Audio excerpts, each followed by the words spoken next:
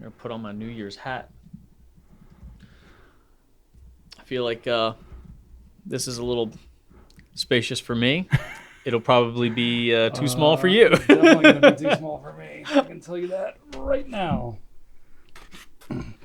Oh, what? Not bad. It won't fit on my whole head, so I can either tilt it forward or tilt it back.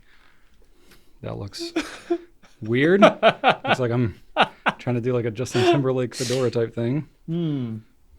These are like pilgrim hats. Yeah. Well, they were the only New Year's hat they had. They had so glittery. They had like they had berets, but they were pinched really tightly. I'm pretty sure it would have like killed you. Oh yeah. Yeah.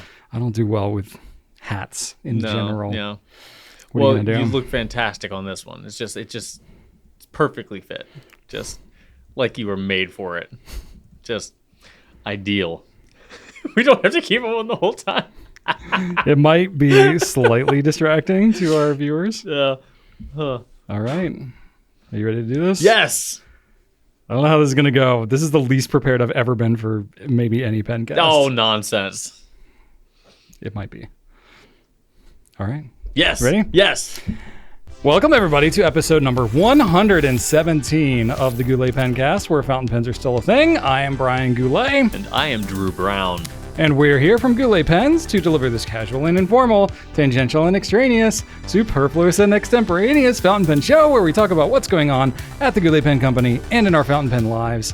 It is the final episode of 2023, hence the hats, hence the decorations, the change of lighting, and the looser format that we'll have today. Quite loose. As if it's not loose enough anyway. It is more extemporaneous. Yeah. Quite more superfluous. Truth be told, we probably could have taken this week off because like half the company's here There's right no now. one here today. No. Yeah. A lot of people took off, but you know what? We're around. We didn't have anything going on. We're like, we took off a bunch of weeks at the beginning of the month. Yeah, and what if everybody out there is bored and they need something to listen to? You got your in-laws visiting and you need a reason to escape, then just... You can say, there's a very important thing I need to listen to right now. That's right. There's some important news I need to hear. That's right. So this will be a looser format. Yeah, you won't get that here. Drew's pulled some fun stuff. I have some fun things as well. Got some numbers and stats. And yeah, I'm going to take these hats off Yeah, that's fine. It's like... It's glittery everywhere. Is the glitter even glued on? It's like just touching somewhat.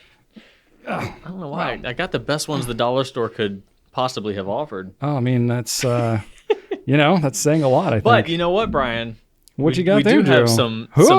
We can ring in the new year... Sparkling with white some grape. Juice cocktail from Concentrate. I'll take it. By the finest vineyard. It's called Welch's. Welch's. Yes. Okay. Yeah. I don't know if you know about them or not. Generally, I'm more of a Martinelli's guy, but an aristocrat. That's okay. That's some high dollar stuff. Right. This is just Pencast shenanigans. Yeah. Look at this. Drew and I debated. We were like, should we also get coffee? Because we're going to have the sparkling grape juice. I was like, yeah, we'll both have coffee. And I have my water too. So I was like, I'm going to be very hydrated this episode. That's right. So yeah, in today's show, we're going to be talking about 2023, lots of reminiscing, lots of banter. We talk a little bit about what we did over our Christmas breaks, I guess. And I did finally get an official hammer count, Drew. So I'll be sharing that. I got pictures and everything. I'm both I even brought in eager and terrified. I even brought in a couple. I got a bag of hammers next to me. Oh my God. So I can show you some, including the zombie killer one that you mentioned. I brought it in. I do not. So that you could experience it for yourself. We used that one when we demoed that one random room in the old building. We did. Yeah. Yeah, I've had that one for a while. Yeah. Put it to good use. All right. Haven't had a zombie attack that yet, though. So. Cheers me, Brian. Cheers, Drew. This is how we're going to kick things off. Of course, you spilled in the liver mine, so I just got to make sure not to drip it. Yeah. Cheers. You're welcome. There we go. Let's get things started. We'll be very gassy in this episode, burping, and maybe I guess that's just normal. Speak for yourself. For me. Anyway. Cheers, everybody. All right. Let's do some feedback. Okay. Let's start it off. Drew, I think you got it. Yeah. Feeding us back today is Mellow Jello. Mellow Jello says, next level cleaning tip. Use a mascara brush with ink converters. Apply a pea-size amount of dishwashing detergent and scrub away. Combined with an ink syringe, those converters will be pristine. That's smart. I usually use a cotton swab, but Time swabs often don't fit inside of. You can't. It depends on the converter. You can't get it into a standard international. Yeah, you're right. But I bet you can with a mascara brush. I never thought of that. An unused mascara brush. I would assume so, unless you want to darken your inside of your converter, I guess. Quite. So thank you, Mellow Jello. That is a smart idea. Jim Cordes says, we're doing that for everyone. Am I the only one who thinks that we should have a new sticker idea? Rufus the Ink Sampler Cyborg. I forgot that I mentioned this, but apparently that was my reasoning for who does our ink samples. Okay. And Jim Cordes was probably like one of 8 that recommended a sticker for Rufus the Ink Sampling Cyborg. Okay. So I don't know. We'll see. Maybe. Now that you've said it, the chance of us remembering it is maybe 5% higher? Yeah, we usually do stickers after they get reminded to us like several times. Well, that's our secret way of making sure that the grassroots interest is actually there. Yeah. So we're not just riding off the high of our own idea. We'll see if it comes back. We want y'all to see what we'll see if it what you latch on to. And then Max says, I'm one of the odd people that Max. Oh, gosh. Sorry, audio listeners. Sorry, Max. That sounds terrible. I moved away from the mic. There we go. That was pretty good. Come on, man. I'm trying to find where is that point where it starts to make the noise. There we go. It's a very low one. Max says, I'm one of the odd people that love my Lamy All-Star so much that I purchased a 14-karat nib to enjoy it even more. Yes, the price is ridiculous, but it's the pen I always reach for first because it's more expressive and more wet than my other Safaris. Someday, I'll buy a studio and swap it with a gold nib to give it a better home, but I've also been eyeing the E95S. That's a decision for next year. Max was not alone. There were quite a few people that have a lower-end Lamy, like lower end in terms of price, that have decided to take the plunge with a $125 gold nib. So I'm all about it. If you love that pen, the odds are you're going to love it even more with a gold nib. So go for it. I'm kind of in that camp. Absolutely. It's a great nib. I think it's one of the nibs that is like a worthy upgrade, especially because the steel nibs are fine, but the gold nibs are truly awesome. Yep. So yeah, very cool. All right. Am I doing this too? Yep. John Williams. To our audio listeners, we have these Dollar Tree little, what are they called? The noisemakers? Whatever thing. There we go. And we're celebrating. And we have decorations and stuff too. All right. This is from John Williams. John Williams? The composer? I'm just kidding. Jon, not John. Sorry, John. You're still cool. I always watch you guys on my 80-inch TV in my living room. It's the perfect show to have on while I multitask. Well, I hope you're multitasking because, good Lord, we do not require undivided attention on this show. They were not alone. Like, as you suspected, a lot of TV watchers, a good amount of people on large screens. Wow. So we might be bigger than in real life. Oh, yeah. On 80 inches? That's a big TV. That's a very big TV. That's a big TV. We had one of our HDMI inputs crap out on our TV over the break. How many did you have to start with? 2. So now we have 1. Oh! But I have one of those switches that you can manually switch. But now we have 4 devices plugged into that one switch. So I'm man. I don't know. This TV is 8 or 9 years old. I have 3 inputs and one of them has one of those switchers on it. So I have I don't know, half a dozen devices going into it. Yeah. It's crazy. Yeah. We'll see. It didn't die completely. Just the audio started getting really crackly and the audio was out of sync with the video. It was weird. But then I tried everything. I tried switching out devices on different TVs, tried all the cables, everything. But no, it turns out it was the input on the TV. Oh, that's a shame. It's not all the way bad, but just not at its best. And I'm like, well, it's not going to get better. That's lame. Anyway. All right. Another Florian. Red and green are actually complementary colors, Brian. That's the definition of complementary colors. Whoops. They are on opposite sides of the color circle. Okay, well, there you go. So I said they were, contradictory or something like that? I don't know. But, I don't think that's a term. Well, they don't mix. You were right about that. Yeah. If complementary colors mix, they just turn into black or brown. Okay. But that does mean that they, go well together because they're very contrasty. Okay. So I just didn't know the right term. Yeah. But generally speaking, we were somewhat in the ballpark of You were talking more about mixing.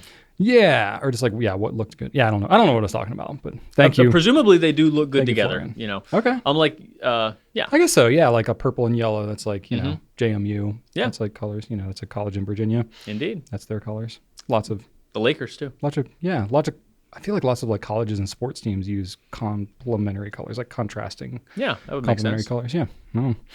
All right. And Joe Wright. Love you guys and the Pencast so much. Never worry about going over 2 hours.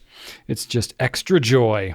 Favorite moments are Brian's backpack excavation and Drew's reaction to any conversation around Brian's hammer collection. Hey, we'll be revisiting that today. You're in luck. I hope you have lovely family Christmas celebrations. Well, thank you, Joe. Definitely had that. And still having that because my in-laws are Because we're like still with family, us. is what you mean. No, not really. In that I can't get away from you, maybe. No, I'm just kidding. No, you're like an in-law.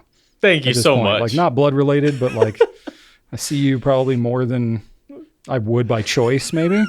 I'm just kidding. Sounds like such a dig. Oh, we got one more here. I had a page break. Okay. Spider Wrangler.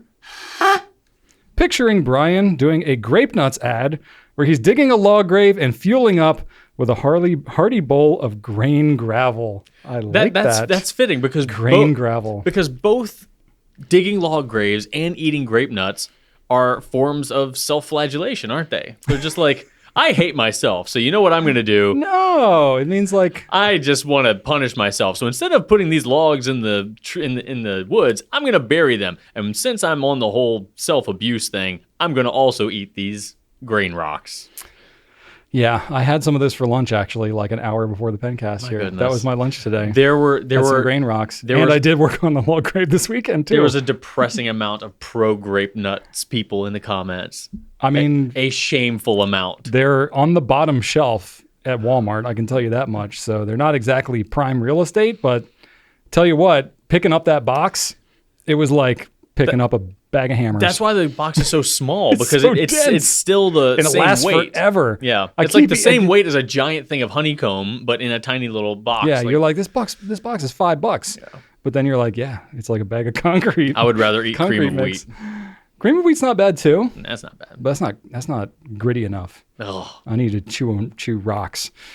Anyway, yeah, let's do some recap. So this is gonna be a little different format. We have basically no real pen content today, partly because we were actually taking time to spend with our families, and so we needed something that was as minimal prep as possible.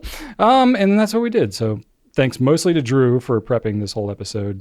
well, and it was a couple weeks ago. I asked for everybody's favorite Pencast moment of the year, 2023, on Instagram. So we're going to be just kind of highlighting a few of those, and reminiscing. Yeah, actually, I think it might be all of them, and just kind of providing our commentary on them. that sounds like a plan. Yeah. All right. So let's start it off with Noah C. Tench. Oh, yeah, Noah's commented a few times throughout the year. Noah says, snatch blocks. I just find myself thinking about them. Also, the headless chicken. The headless chicken, Mike, if I remember. Mike the headless chicken. Yeah. That was a fun fact. That was at a the fun end of- fact, yeah. And it was a little grisly. Yeah, because Mike the Headless Chicken Day is Rachel's birthday. That was her like fun thing growing up. Because you always think like, oh, what holiday is my birthday like known for? Yep. Hers is Mike the Headless Chicken Day. How about that? And she was that was the thing she talked about when she was Yeah, she young. mentioned it super early on. I don't think I'd heard of Mike the Headless Chicken until I met Rachel. Granted, I was pretty young. But then, yeah, she told me all about it. And then I looked it up, and he lived for like 25 days or something like Did that. we It was talk about crazy. snatch blocks this year? I feel like that was like a 2022 I've thing. definitely talked about snatch blocks. You probably have. You probably have. No, I haven't talked about them as much recently. Have you not been utilizing snatch blocks? You haven't been snatching blocks I recently? haven't been snatching as many blocks Oh, man. quite so much. I definitely use them, but maybe not as much as hammers. I don't know. I guess not. Yeah, this is definitely the year of the hammer. I've snatched a lot of snatch blocks. Yeah. Dan says that his favorite moment was Brian presenting his Drew shirt, which you did. Yes, that was at the episode 100. That was at No, the that pen was show, the wasn't it? second time you used that. Oh, you're right. Yeah. You when was that? debuted it on one of the Pencast episodes. Well, here's the truth, folks. We don't remember what episodes most of these nostalgic things come from. Oh, heavens no. And because it's all mostly random stuff, we don't even have a good way to like go back and look up which episode it's in because it's not going to be in most of our notes and it's not something easily referenceable. So we're largely just going to speak in generalities. But that was Brian's banana shirt, and Yeah. it was very loud. It's loud. It's a blue shirt with bananas on it. I did wear it for episode 100. I remember that. I don't know what my equivalent of dressing like you would be. You would need to wear cargo shorts, obviously. They don't see cargo shorts. I'm not doing that. You for would the have to Pencast. go out of your way to show it. Oh my god! I just need to kind of like live the cargo shorts life. Like you need to be able to tell, I feel like you even can without tell. seeing them, that like You can that tell guy if somebody's has. wearing cargo shorts. Yeah, I feel like you can. I am wearing cargo pants today. Yeah, like you just got cargo energy. Mm-hmm. Like Yeah. that's the guy who has some cargo. That's the guy that's got cargo to haul He's around. got stuff to. And he needs his hands free to carry buckets of rocks and logs and hammers. How many times do you put rocks in your cargo pockets? Oh, not often, because they're pretty dirty. Oh, I agree. Yeah, You that's what shouldn't- buckets are for. Oh, there we go. Yep. But I definitely put other things in there. Oh, of course. Here we Yep. got the next two have a theme. I'll let you read those. Yeah. Drew gave me a heads up. He's like, most of these are about your shenanigans. And I was like, okay, So many. I do have shenanigans. So it's like one person wrote in something like, "Oh yeah, my favorite part of the year was this pen related thing." Most of them were about Brian's nonsense, though. I guess maybe, are you expecting pen related? I don't know. Are you expecting pen related things when you come to the Pencast? I mean, it's probably and then like we the probably other stuff is more catching you off guard. we probably talk half about about pens. I'd say it's about 50-50. Yeah. Yeah. We try, Yeah. at least, except in this So episode. yeah, I guess maybe I was expecting 50% pen stuff and 50% shenanigans, but apparently not. No. Apparently not at all. the nonsense Okay. won out. But hey, you know what? As long as you're remembering fondly, that's all we care about. Okay. So Okay, next one from Make Right Stuff says Drew's reaction to Brian burying logs was priceless. Which time? I didn't understand it then, and I don't understand it now. I still don't understand it. And- I barely understand And it. yeah, no, you don't. I don't know why I You still do it. acknowledge that this is not necessary. I actually dug my last log grave. I dug that somewhat spontaneously, and then I had a stack of logs in the woods. Granted, like sort of at the edge. You did not take them and I out pulled of the them out of the woods. Brian Goulet. Now, I didn't position them in a great spot. That's part of why. They were Because- in the woods. Yeah, they were in the woods. That's a great spot. They were, well, but it was like right at the intersection of a trail, and it had piled up bigger than I intended. Scooch so 'em. it kind of like was encroaching on You the took trail. them out of the woods and brought them into your yard I did. to put them in a hole in your yard where Nuts. there used to be grass. Yeah. Yep. That happened. God. Yeah. I can't make sense of these things. At least there's that. At least you're not trying to justify it. This is what I don't know. Just like this is what I do in my downtime. Okay. Vic. Okay, hang on. Vic Cardona. There we go. Log graves. Yeah, just as log Just graves. log graves. Yep. Which I now have multiple, so I can say log graves. Yes. I've done. How does that make you feel? 2 different occasions. Makes me feel great. I'm really good at doing it now. You know what? You're good at a lot of very practical, useful things. Yeah. You started and are effectively running a business. Yeah. And then you have gotten good while doing this very effective, helpful thing. You've also gotten good at doing this very nonsensical, pointless thing. Yeah. I feel like you always have like a very practical thing that I'm getting good at this Yeah. for a very tangible benefit. Sure. Because you're a pretty practical guy. Yeah, really. But then in the background, you've got this like total random hobby running in the background. I have like 9 random hobbies running in the background. But you've always got like a solid premium Yeah. practical hobby as well. Yeah. I just like Like to the do stuff. like the welding, very practical. And, course, and yeah. you applied it in very practical Yeah. ways. Saved yourself course. some money. tree I felling. think. Yeah. Yeah. Rubik's cubes. But then in the These are back, all practical. But there's some tomfoolery in the background, sir. I like to mix my practicality with tomfoolery. You do. It's just the way my brain works. I'm like, gonna- let me I'm do. gonna I want a useful end result, but I want to achieve it in a creative way. Get away from your computer. Yeah, I might spill. There we go. Cool. This is really good. Whatever sparkling. Yeah, I man. almost said cider. It's not cider. The finest. It's good. It's not finest. super bubbly. I like that. Ooh, Leon, let's Some can be too let's bubbly. actually find out the vintage here. Oh boy. It's Best Buy 2025. Ooh. Okay. So yeah. That's fair.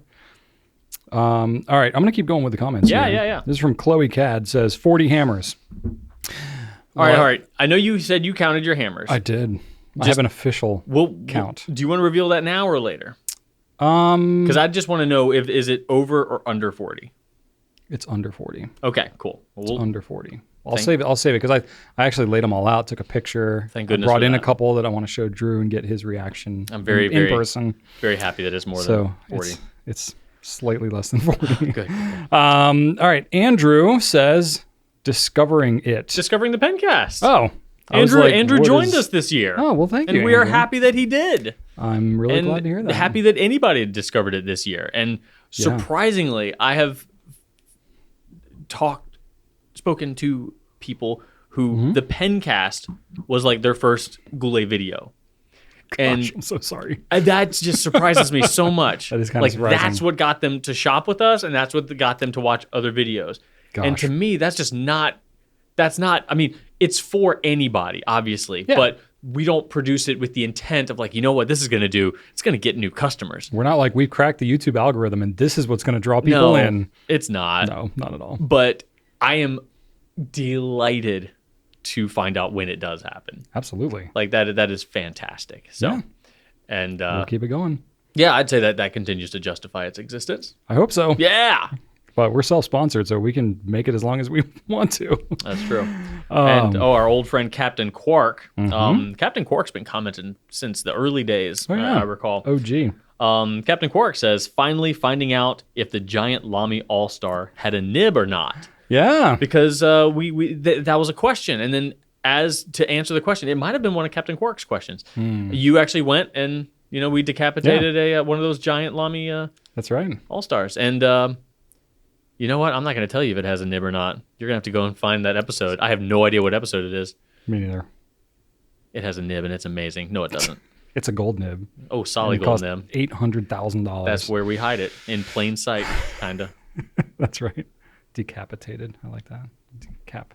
Yeah. Oh, yes. Very nice. All right. Danis Sprinkles says Hammergate with 3 crying, laughing emojis. Hammergate. That is apt. Yeah. I've hammered a gate before. Literally done that. Goodness gracious. Yep. Terry Winner says, seeing Brian attempt to post a pen by turning the cap instead of the body made me laugh out loud. That made me laugh out loud too. That was a fairly recent one. Over in post 100. It was probably like, episode, 114 or something. But yeah, you couldn't even do it. You were trying and struggling so hard. Felt very unnatural to me. And then you're just like, why would anybody do this? Yeah. It's madness. And I then still stand by that. And then the next episode, you did it unintentionally. I did it because of the angle in the video camera. That it was still not natural. No, it didn't look natural for sure. See, that's the problem when I like have a reaction and say something like that. Is like now I've got to think like, oh my gosh, there's so many videos of me out there. Like somebody's gonna find a video and be like, see, Brian, you did it here and here, and here's the timestamp, and I'll be like, okay, yes, I'm sure I did that. I'm a mess of a human being. Yes, Thank you. I'm inconsistent. But that like broke you. You did not want to even do it. Once you started it, you didn't weird. want to finish it. It's like, no, this is bad. This is wrong, and no. Yeah. No judgment if that's how you do it. It just feels weird. Some to me. judgment. Yeah, a little bit of judgment. Yeah. All right. Anne Marie. Oh my gosh. Anne Marie Vandevort. Okay, here we go. DC. Yeah, our episode 100 at the DC. Oh, DC Pen show. I was thinking. Okay. I was thinking Drew something. Kling? No, Drew. No, not knows? that. I was like DC Comics, like Marvel DC. Nope. We did Washington DC. We did a live Pencast We did. at the DC Fountain pretty Pen fun. Super Show. That was pretty fun. We've been asked to go back again and do it this year, which All in all, it wasn't nearly as much of a challenge as we thought it could have been. Yeah. Everything And- we had gotten things pretty buttoned up. Our PA system worked pretty well. yeah, and now we've got that. So Yep. doing it again would be relatively straightforward. Yep. We did have some issues with the Wi-Fi. The Wi-Fi was a little tricky. We had to use a mobile hotspot. Yep, but we got that going. That was pretty much it. That was like the only hiccup. Yeah. It went pretty smoothly overall. We had barely enough time to set up. We was a little we were weird, setting up as people were sitting down. Yeah. But we didn't really have a lot of time to get in beforehand. So True. that was Yeah, probably that as might good be as the it case. could have gotten. We had Adrian and BK that came and Yeah. helped, and that was a big We help. had plenty of seating. Pretty nice seating. Like nobody Lots was of people showed up. because there was not standing room only like it was that first time we did the thing. Yeah, yeah. So all It worked in out all, pretty good. I yeah. could see doing it again next year. And the actual Pencast wasn't bad either. Like the audio was fine. The visuals were fluorescent lighting, so they didn't look great. But Yeah. all in all, it was a success. So hopefully that person was there with us. But either way, we did buy a green screen to possibly have behind us to green screen something more interesting, some interesting background behind us. We didn't end up using it. And so now we just have that green screen that we need to do something with. I feel like we can do do like Pencast in space or something like that. We could put it back here, but we'd need to light it. So we need to get another light in this very, very tiny room. Yeah. This is a very tiny room. It's deceptive how small this room is. It is. And also you can light you can light a green screen from the back too. But we could not do that in here. We don't have room for that. No. Because like I can basically almost touch the wall. Like, yeah. There's the wall. Yeah. Whoop. And I think Brian and I could both easily touch the left and right walls too. For sure. Yeah. It's like an 8x10 room or something like that. It's very small. It's like a big closet. All right. Modern Quills says, here we go again. More hammers. Learning how many hammers Brian has makes me feel better about my hobbies. So what Modern Quills is saying here, Brian, is that because you have so many hammers, they now feel better. You are a cautionary tale. You are an extreme cautionary tale, or maybe an inspiration. No, you are an extreme that exists as an area that they have not yet reached, and therefore they feel less guilty because you're out there completely out of control with your hammers. And they're like, you know what? No matter how out of control I am, I will not be as out of control as Brian Goulet with his hammers. You know what's really funny? You're providing that for Modern Quills. So along those lines, I was digging through some of my boxes of childhood stuff over break here. While I was trying to look for that one hammer that I was telling you about that has like the nested like screwdrivers within the hammer handle. Unfortunately, I could not find that one. So I did not include it in the official count, but I know I have it somewhere. So I found a journal, like a Mead composition notebook journal from 8th grade, where not only did I use every opportunity possible to talk about the McLaren F1 because I was obsessed with that car. Yes, you were.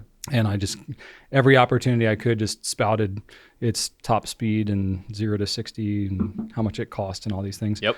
But also, it made me realize that I've had this like obsessive hobby thing, even going back that far, because I was really into exotic cars and stuff. And I had like, Hot Wheels and various car models and stuff like that. And I found one journal entry where I had a count of all of my various scales, multiple different scales of sizes of cars, all left in the box, and it was a good number of them. Let me say something like 200 Hot Wheels or whatever, that were all like not these crazy looking ones, but they're like actual real cars in that thing. So I still have those somewhere. That doesn't sound ADHD at all. I know, right? But like going back to 8th grade, it's like, yeah, my son's in 8th grade now, and I'm like, oh yeah, he's like kind of that way. And I guess I kind of was too. Yeah. So yeah, now it's not those cars, it's other things. Thankfully not real cars, because that gets real expensive. I've heard that, real fast. Yeah. I drive a 11-year-old car and don't really care that I'm hoping that our car will you know. make it to August of next year, because that's when the other car will be paid off. So we're trying to do this like only one car payment thing. That's nice. So it's nice when you can swing that. It's been nice so far. We're living the no car payment life. So I'm like, well, see that's the thing. I'm like, that piece broke off. Guess what? I don't have that piece now. That's the thing. It's like, I would love to live the no car payment life, but what if both of them need to be replaced? Then we have 2 car payments. I mean, you can drive a car pretty far before it needs to be replaced. Well, my car, the CRV's got like 210,000 miles on it. I mean, that's up there, but it's a Honda, man. Yeah. You can drive Hondas for a while. I mean, I feel like it's been a while. You can replace an engine. You can replace all kinds of stuff. Like, the car's not like rusted out, basically. Yeah. You can replace just about everything else on it. I don't mind. I would keep it forever. I love that car. It's an option. I've got no problem with that. Yeah. Anyway, where are we? What We're are we with doing? Allison. We're doing a Pencast? Okay. Allison Yeah. Allison says her favorite part was having my question answered and Drew making a comment on who's going to die today for Brian's trees. What? Who's going to die today? I have no idea what that means. Drew making a comment on who's going to die today for Brian's trees. Who's going to die for Brian's trees? Why would anybody need to die for your trees? I am not recalling I don't know. this. I don't know what Allison's talking about here. It's not like a voodoo. I'm sure it was doll type hilarious. situation. But I'll take your word for it, Allison. I'm glad. But I'm glad we answered Allison's question. At the It's very also least. possible you're remembering something that we just don't at all. 100% possible. All the time. Highly likely. Yeah. Yes. Cool. Mike C. Murphy says, discovering the Pencast. Hey, Welcome, Mike. Thank you, Mike. Glad to have you with us. Thank you. We're glad we discovered you through the Pencast. Banana is a Hannah, also frequent commenter. Yep, Can't we forget know that Hannah. handle. The fact that we're besties now from me asking you questions. There you go.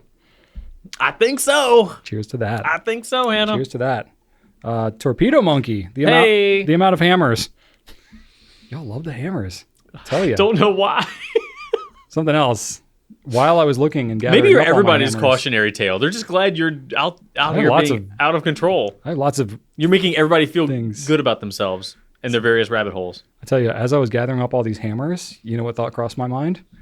I have a lot of pliers because there's a lot of pliers near where I keep all my hammers. And I was like, I don't want to go and get a full count again, Oh, but no. I probably have more pliers than I do hammers. Oh my God. Because there's like, I don't know, there's so many uses for pliers and I have so many here's different types. Here's why you shouldn't have more pliers than hammers.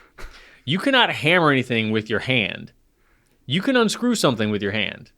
Yeah, Like maybe.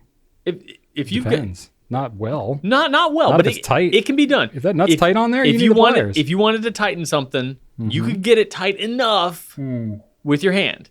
You can't If I need to hammer something, I can hammer it enough. with what? I can hammer something with a 2x4. You know, you don't have to have a hammer. Who has a 2x4 just laying? You know what? I have lots. You know, of, you know what? have lots of 2x4s laying around. As I was saying that, I was like, Drew, don't.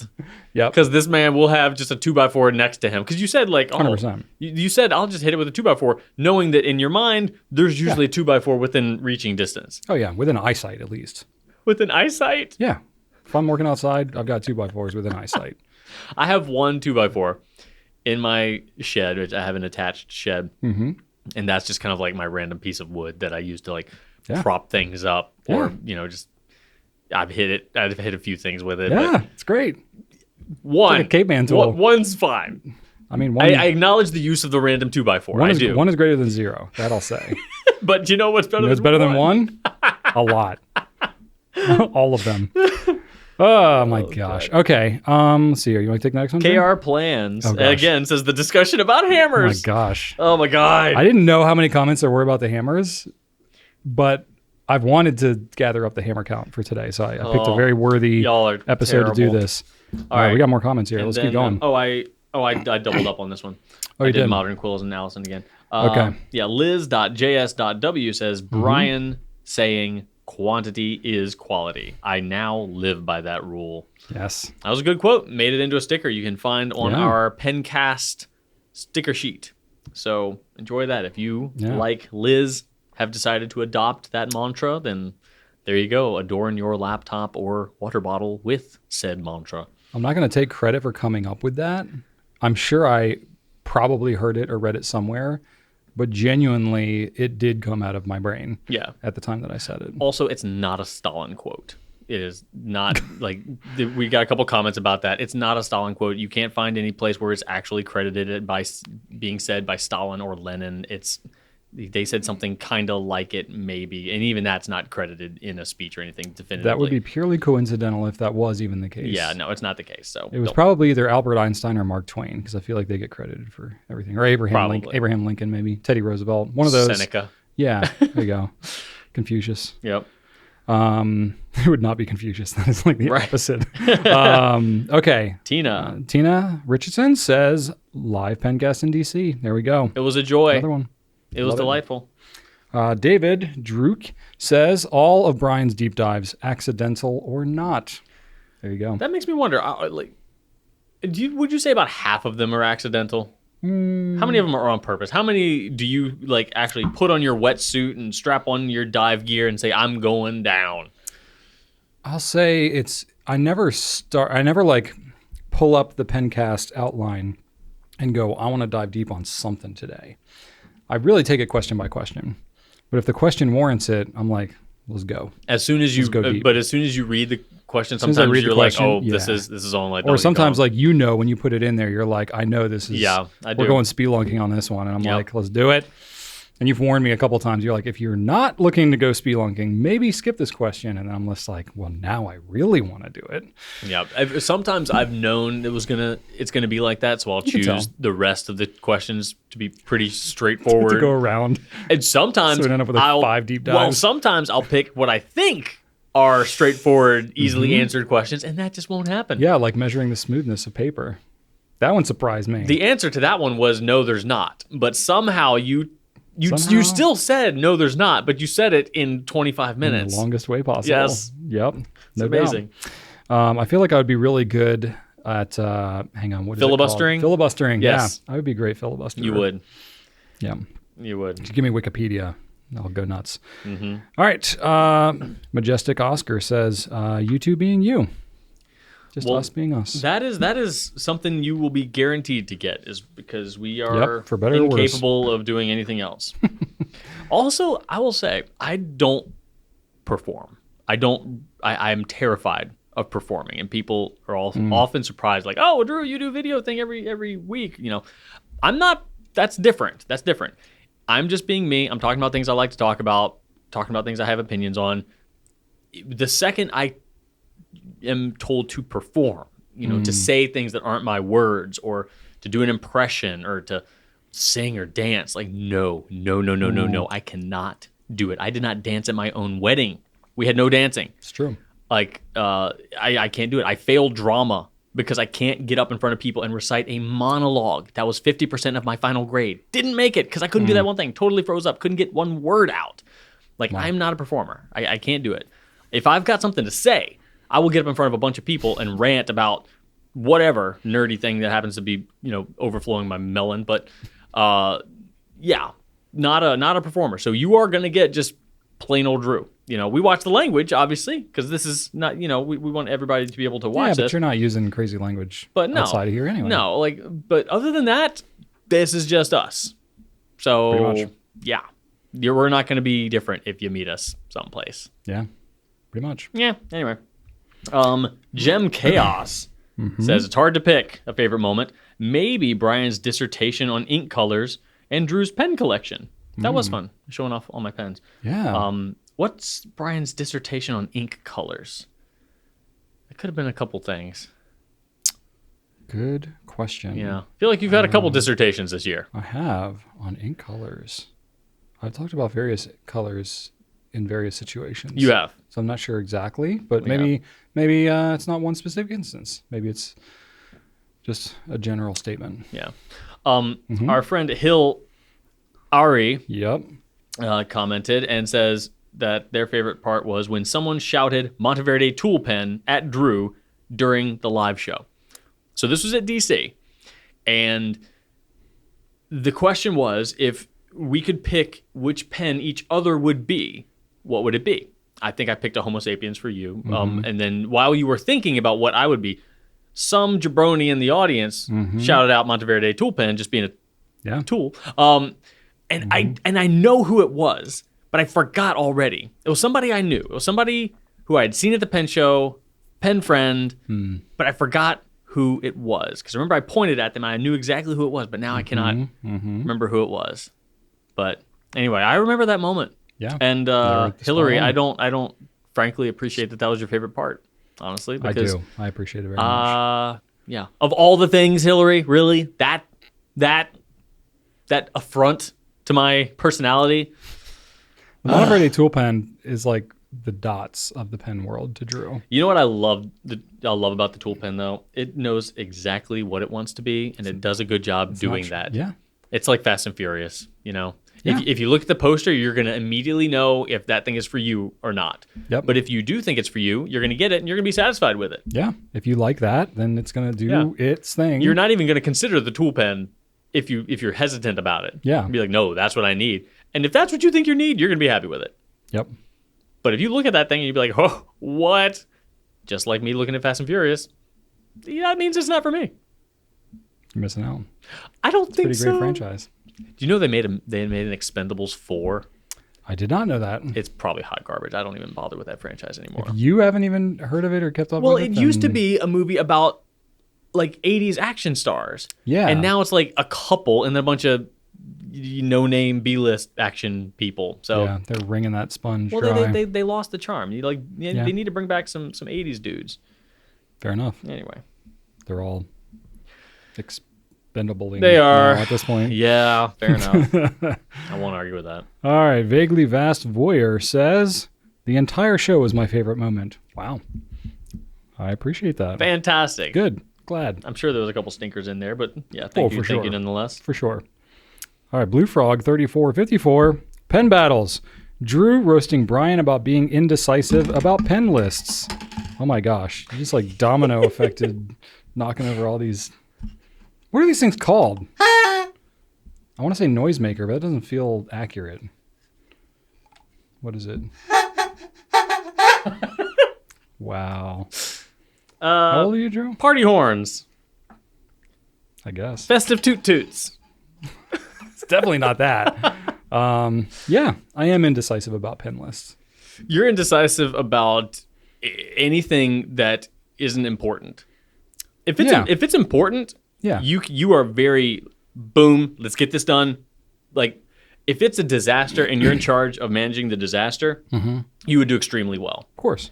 But Yeah, because I get focused and I'm like, okay, decision needs to be made. Let's do it. But if it's like kind of about It not doesn't really something matter. Then important, I'm just like, I don't know. At least with the pen stuff here, I feel like whatever I say, especially if it's on video, like I have to be very convicted about it because people are gonna hear it and then, be influenced by it or hold me to it or whatever. oh, they don't And care if I'm as like much as you think they do. lukewarm about it, then I'm gonna forget what the list was, and then I'm gonna seem really inconsistent, and So I always have to I feel like I have to caveat it. Be like, But you my list might change, my tastes may change. You also love playing devil's advocate. You've do. mentioned that a bunch of times. I and do. we see that in other areas too. Like we'll talk about new products and everybody's like, no, we shouldn't carry this. No, we shouldn't carry this. And in Brian's mind, he's like, no, we shouldn't carry this.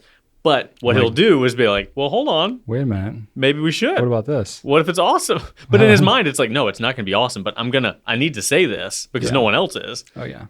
I do that at home. I'll argue against myself, and Rachel's like, "Can you just please go outside in the woods? I'm done with this." And you say, oh boy, okay. I don't know. I like to joust. Yeah. I'm a mental jouster. Yeah. Even if it's with yourself, yes. 100%. 100%. That's why I like the deep dives, because I ask myself, I'm like, well, what about this? Yeah. What about this? And I'm like, well, now I got to know the answer to that. And it just keeps on going. I get that. And then at some point I get tired and I'm like, all right, this is ridiculous. Yeah, I see got to cut that. it off. I see the appeal because I'm the same way. Like when something really matters, I'm extremely chill. I can help move things along. If we go into crisis mode, I'm cool. But when it's arbitrary and silly, then I get super opinionated. But I don't. The difference between you and I is that I have a much more shallow limit to my deep dives. I'll go in the kiddie pool and that's about it. You're like one of those like water skimming bugs. Yeah, that's fine. You can like stand on the water. Yeah, that's me. Like, yeah, I'll get in there, kinda. And I'm like, I don't want to get wet. I'm like a bag of hammers. You just drop it in the lake, It's a and bucket it just of rocks. Yeah. that's right. It just sinks right to the bottom. Oh boy. All right. We see another one. RBA Girl Laborer, DC Pencast again. Here we go. Well, of course she would love that. Yeah. Oh, RVA Richmond, Virginia. Okay. Yeah. There we go. She was there. She was there with us. Tracking. Yes. Gotcha. All right. Last one. Drew, you want to take this one? LP Burrows says, it's not the last one, but says the pen debate. Brian trying and failing to diss the Custom 74 was amazing. that was pretty good. This is the only pen-related comment we got about their favorite moment of 2023. That was pretty good. Yeah, now I will say, like, yes, LP Burrows is correct. You did struggle to diss the 74, but you also did surprisingly well. I feel like Thank you. for one of I your struggle more favorite emotionally than anything. yeah, for one of your favorite pens, you were able to get out some, that was your ultimate test in devil's advocating. Being able to argue against something is a good pen and a good choice for a purchase. But you were able to offer some solid points.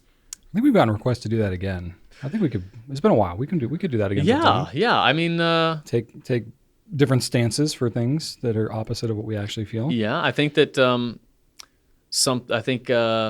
if I were to argue against the E95S and you were to argue against the Lamy 2000, that might be an interesting one. Ooh, that's a good one. We both very much like When those. was the last pens. time I had the Custom 74? What did you have? What did you argue Pro against? Gear.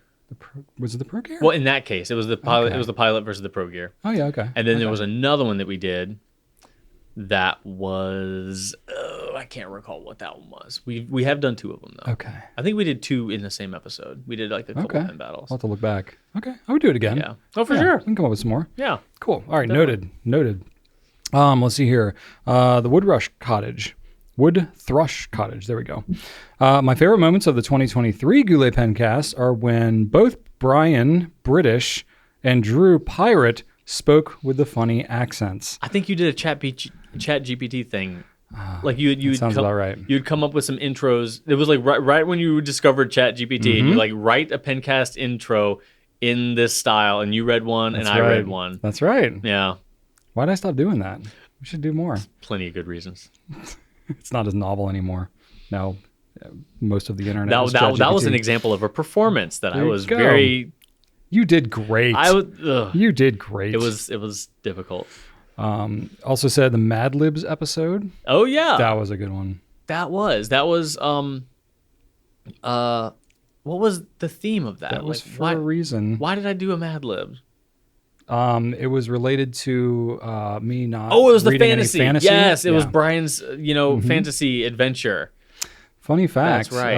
After we talked so much about fantasy, You watched Lord of the Rings. I have done absolutely nothing with fantasy ever since, and have no desire to whatsoever. Someone mentioned last week that it was funny how as soon as I started going into detail about Green Lantern, you went into supervillain mode trying to find out how he can be beaten by asking like, well, couldn't you just take his ring off? Like, My debater. I guess so. You're like, Yeah. how can this man fail? How can this hero? How can this pillar of the superhero community? It's because he says his ring can like create and do anything, and I'm It like, can, okay, that's like, oh, but I can just snatch it.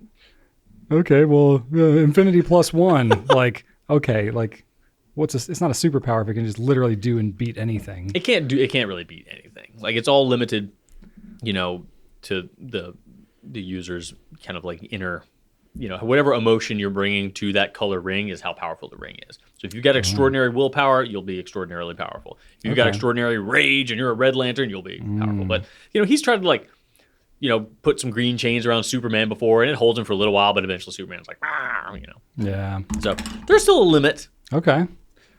Fair enough. Not all powerful. Fair enough. That you can't be, because otherwise a superhero would not be interesting at all if he was total. Like that's why Superman's honestly not that interesting of a comic character, because he can kind of do You can anything. just kind of do anything. So yeah. they have to make up all these funky, weird things for him to be challenged by. Yeah. When in reality, he like wouldn't be challenged by anything.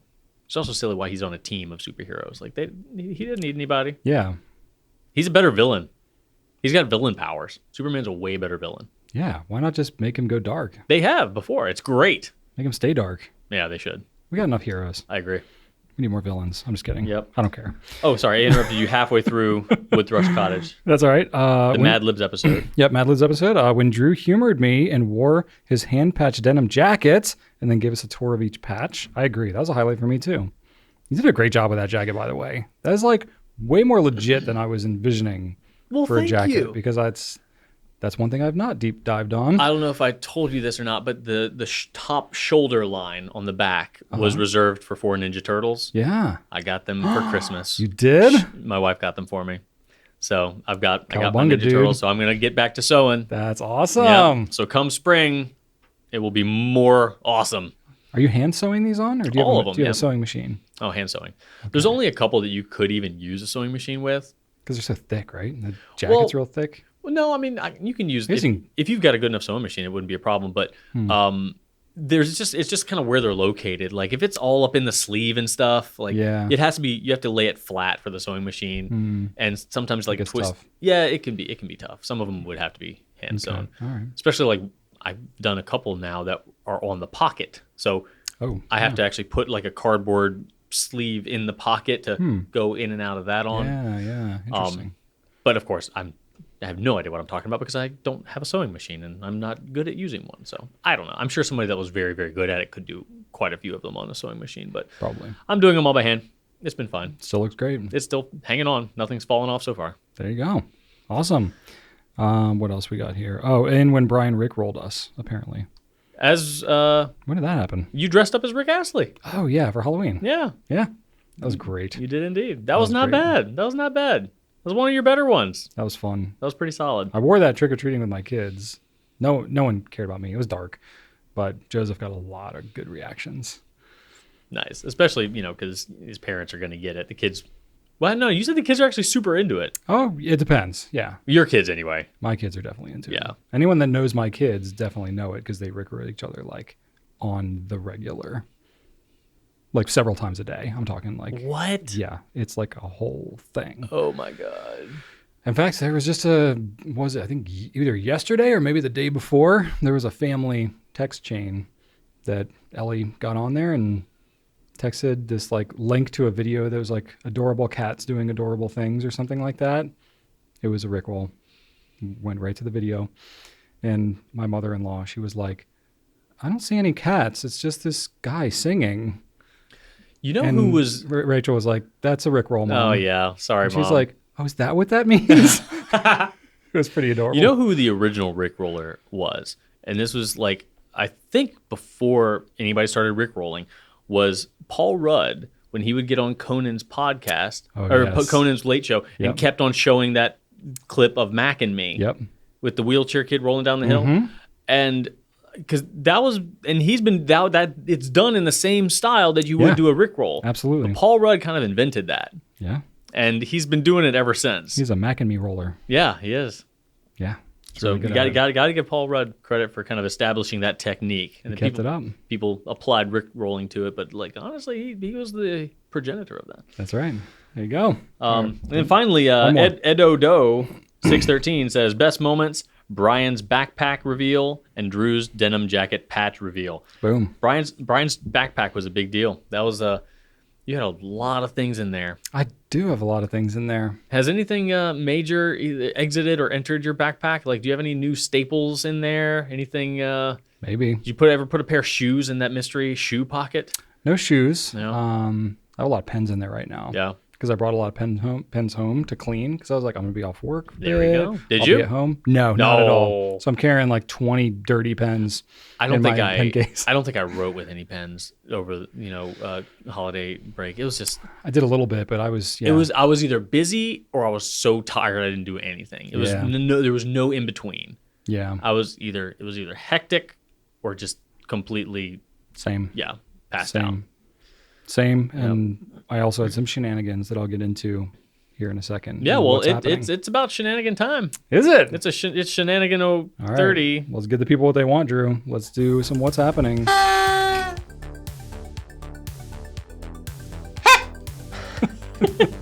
Good thing we put this audio through a limiter. Yes. It's got to be really annoying. I'm sorry to everybody listening with headphones. But all right, Drew, what's your world been like the last few days? Well, That head fits you really well, by the way. thank you. It does not go over my head I like feel that. I feel very confident. You look like a pilgrim. Thank you. I'm like a you're- sparkly pilgrim. You are Well, we had Friday off at the Goulet Pen Company. They give us, 2 days off for Christmas. One that represents Christmas Eve and one that represents Christmas Day. Since Christmas Eve was on a Sunday, they went ahead and just gave us the day off on Friday. So hooray for that! It was early enough that I actually was able to get in some last minute shopping. So super convenient. Nice. I was also able to charge up my soul, body, and mind with some Waffle House that day. So I was able to tackle the holiday hubbub with full power that I got from Waffle House. So that was excellent. And it was really nice because it was payday and I was at Waffle House and she was super nice and I gave her a $20 tip. Wow. And I was just like, it was really, because Waffle House is like $13 for me to eat. So I'm like, why not? Like that made me really happy. And Tis the season. I'm sure that there are people out there have given more tip than that, but to me that was a lot. And That is a lot. for Waffle House, I feel like that's a good amount. That's a good amount. So I don't know. That made me happy, Yeah. and I'd like to do that as much as I can, especially Waffle House, because honestly, sometimes they are better at serving you than a lot of other places are.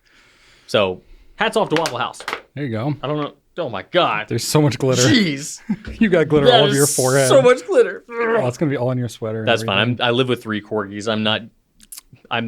It's only weird if I don't have things stuck to my clothing. And then so we had a bit of drama last week when I picked up my son. Apparently, they had made cookies at his after-school program. Okay. And they told the kids that they could have the cookies that they decorated when the parents arrived. Okay. Some of the little kids from the little kids section came over there and just took over and ate all the cookies. Oh, no. So I arrived and he was just very emotionally distraught. So we told him we could decorate some cookies at home. So we did. We went to, we just got like a roll of Pillsbury sugar cookie dough and we stamped out some shapes. And Stuff's great. Yeah. I'm sure it's not as great as what it would be if I made my own because all the shapes turned into amorphous blobs, but they did the job. We kind of, once they got out of the oven, I took the gingerbread shaped blob while the dough was still very soft and stamped it again. Hey. And it kind of worked. That's smart. Yeah, it wasn't the worst thing in the world. Thinking on your feet. So, but it doesn't matter. We all just made a bunch of goofy designs. So Nice. We crossed that off the list. Cool. He was not interested in leaving cookies out for Santa this year. Really? So that was a thing.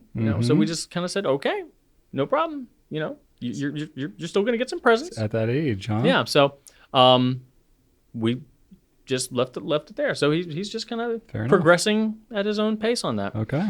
But Christmas morning happened. There was lots of stuff. Christmas Town, Busch Gardens. Yeah. Christmas Eve, we did that. Yeah. So y'all done that a bunch, right? Like that's we kind of a have. tradition? It's kind of a tradition. We go to Christmas Town at Busch Gardens, Williamsburg, on Christmas Eve. We're like 45 minutes, maybe an hour from there. Yeah, about an hour. And it was nice. We went with my brother Zach, and the weather was nice. It was cold, but not too cold. Yeah. And the crowds were decent. Overall, it was a really, really pleasant experience. Better than it was last year. Last year it was painfully cold. It was so cold that I think that the park was not fully staffed. So a lot of the little beverage kiosks and things like that were shut down. Oh. Dining was extremely limited. And the little tram that took you from the entrance to the parking lot there were only 2 of them running. And we just stood and waited. But this year it was much better. We got a good parking spot. It was delightful. So very, very happy with that. There was a ride that Archer had ridden probably 2 years ago. Last year, during the super cold year, it was shut down. But there was another more tame version that he did ride. When we got there, he thought that the more recent, more tame ride was the one he rode. But Shannon was like, no, before that, we rode this one and you really liked it. And it was definitely faster and it was more bumpy. And it's just something that goes in circles, but it goes in circles at an angle and up and down. But he was like, oh, okay, yeah, I do remember that. But he was definitely hesitant, definitely worried. And this kid does not like rides. Okay. He rode the Goofy Barnstormer at Disney and hated it. Yep, Joseph's that way. Terrified of it. Hates roller coasters. Yep. But he did ride this one before when he was like 7 and loved it. So Shannon was confident. Okay. For good reason. But as it got closer, the apprehension grew. Oh, boy. And the first lap around was okay, but then it sped up. Oh, boy. And he broke down. Oh, no. He completely broke down. And let me tell you, Shannon was having it worse. But from my perspective, I saw her holding him, the fear in his face, the sadness. And I'm like, I know how she's feeling because she's helpless. Yeah. And he's, pleading with her to make it stop. And she gets off this thing with him and she just feels terrible because she felt like she pushed him into it. And that she was like, when you see your kid like stump his toe or hit their head or something like that, you want to fix it, you want to make it better, right? But you kind of know you can't, so it doesn't like completely. I mean, no parent likes to see their kid hurt, of course. But you also know I can't fix this right now. Yeah. But when you're when you're in it with them, it's different. Like the experience is ongoing, and it almost feels like this could stop, but I can't make it stop, and it's. Oh my gosh, she was kind of a mess after that. And of course, in the throes of the sadness, she told him that she would get him a prize. So Oh gosh. she was just saying Ease anything the she pain. could. Yeah. So yeah, we went to the little Rudolph gift kiosk, and he got a little Yeti plush ball. He's like, I want Yeti ball. I'm like, okay, you can have Yeti ball. There you go. Um, Try and get some, but squeeze some positivity out of it. Yeah, he was so cool about it though. Like she just kept apologizing, and he's like, no, it's not your fault. Like it's not. You didn't do anything wrong. He was being very remarkably mature about it, and Good for him. but she just was really upset about it. So that sucked. But the whole thing was really positive. Overall, it was a really nice trip. Other than that one thing was that was just sad. But yeah, I have a feeling that when we go to Disney, we're not really going to be riding any rides. Yeah. So, and that's fine. Like we're going with friends that are going to be park hopping and hitting all the rides. Like they're going to go to Tron, and then they're going to park hop so they can go ride Avatar. And we're not. We're just going to walk around, eat, and do the chill experience thing. Now there goes my hat. Knock hats off tables. So it'll be fine. But kid is not a thrill seeker. Yeah, same way. My kids are kind of the same way. Ellie's a little bit more out there than Joseph. She'll do a couple things, but she's still not like loving it. I'm always the one that's like, hey, can I go ride Intimidator or whatever? I love Intimidator at King's Dominion. It's my favorite ride because it's really fast. And you get a lot of good airtime. And I love like the drop tower too. Oh God, no! Just that feeling of like free fall. That is the least favorite part because I like roller coasters. I like the speed and the travel and the turns. I don't like drops. I love drops. Yeah, I don't like that feeling. That I would love skydiving, but I don't think could do it. I just have too much on the line. I wonder if wingsuits like make you feel that same like stomach in your throat sort of feeling. Probably. Because but you're going forward too. Yeah. Like I don't have a problem going forward. I don't like falling. Yeah, but you could depending on how you. Yeah, I don't want to free move fall. In the wingsuit. I'd probably kill myself either way. I'm not going to do any of it. Yeah, wingsuits are terrifying. That's Yeah, I just want to like glide. Maybe hang gliding is what I need. That might be fun. Hang gliding or parasailing. That's even safer. Yeah. Paragliding. Yeah. I'm not doing any of it. But no, we're just saying things like none of that is going to happen for me. So anyway, Christmas morning was delightful. I got some video games. I gave Shannon some stuff. Archer just had a blast. He's been very low maintenance this holiday season. Nice. Not really expecting much, but he was happy with everything he got. And this year, at age 9, he was the most polite he has ever been about Christmas. He said thank you every time. He was genuine in his gratitude. It was wonderful. So that's awesome. Finally got there. And he was also excited because there were some years early on where he was like, we were excited to get him something, and his reaction was just kind of like, eh. but we knew he liked it. He just wasn't really giving us a whole lot. Going over the top about it, yeah. Yeah, I think he was maybe overstimulated. But this year, great. He was excited. He was thankful to the family too. We went over to my grandmother's house as we normally do. He was super polite. Love spending time with my family. I have a great relationship with my family. This is a pretty small family. It's just my mom, my aunts, my grandmother, and my brother. But there's no drama. It's just a really easy, chill moment with everybody, and we all just sit around and chat. There's not like a weird uncle that shows up and tries to talk politics or anything like that, and it's just really easy. And I'm very, very thankful for the dynamic that my family has. Nice. My little family. And then during my downtime, I played more Ghost of Tsushima on the PS5. Nice. Just been running around doing samurai things. So it was a pretty good weekend. Awesome. Very delightful holiday weekend. That's awesome. And now I've got more games, so I've got to kind of figure out my plan of attack for the next couple ones I'm going to do. Okay. Yeah. I did look because we were talking offline a little bit. I have an Xbox 360, which is like 11 or 12 years old. I do have Assassin's Creed 3 and 4, so the good ones. You won't be disappointed in either. Whenever I play them. Haven't played them yet. They're still good. My brother, Chad, is playing the one that chronologically takes place between those two. Mm-hmm. So it's got some characters from 3 and 4, and he's loving it. And it's a 360 game, so it still holds up gameplay wise. Nice. Yeah.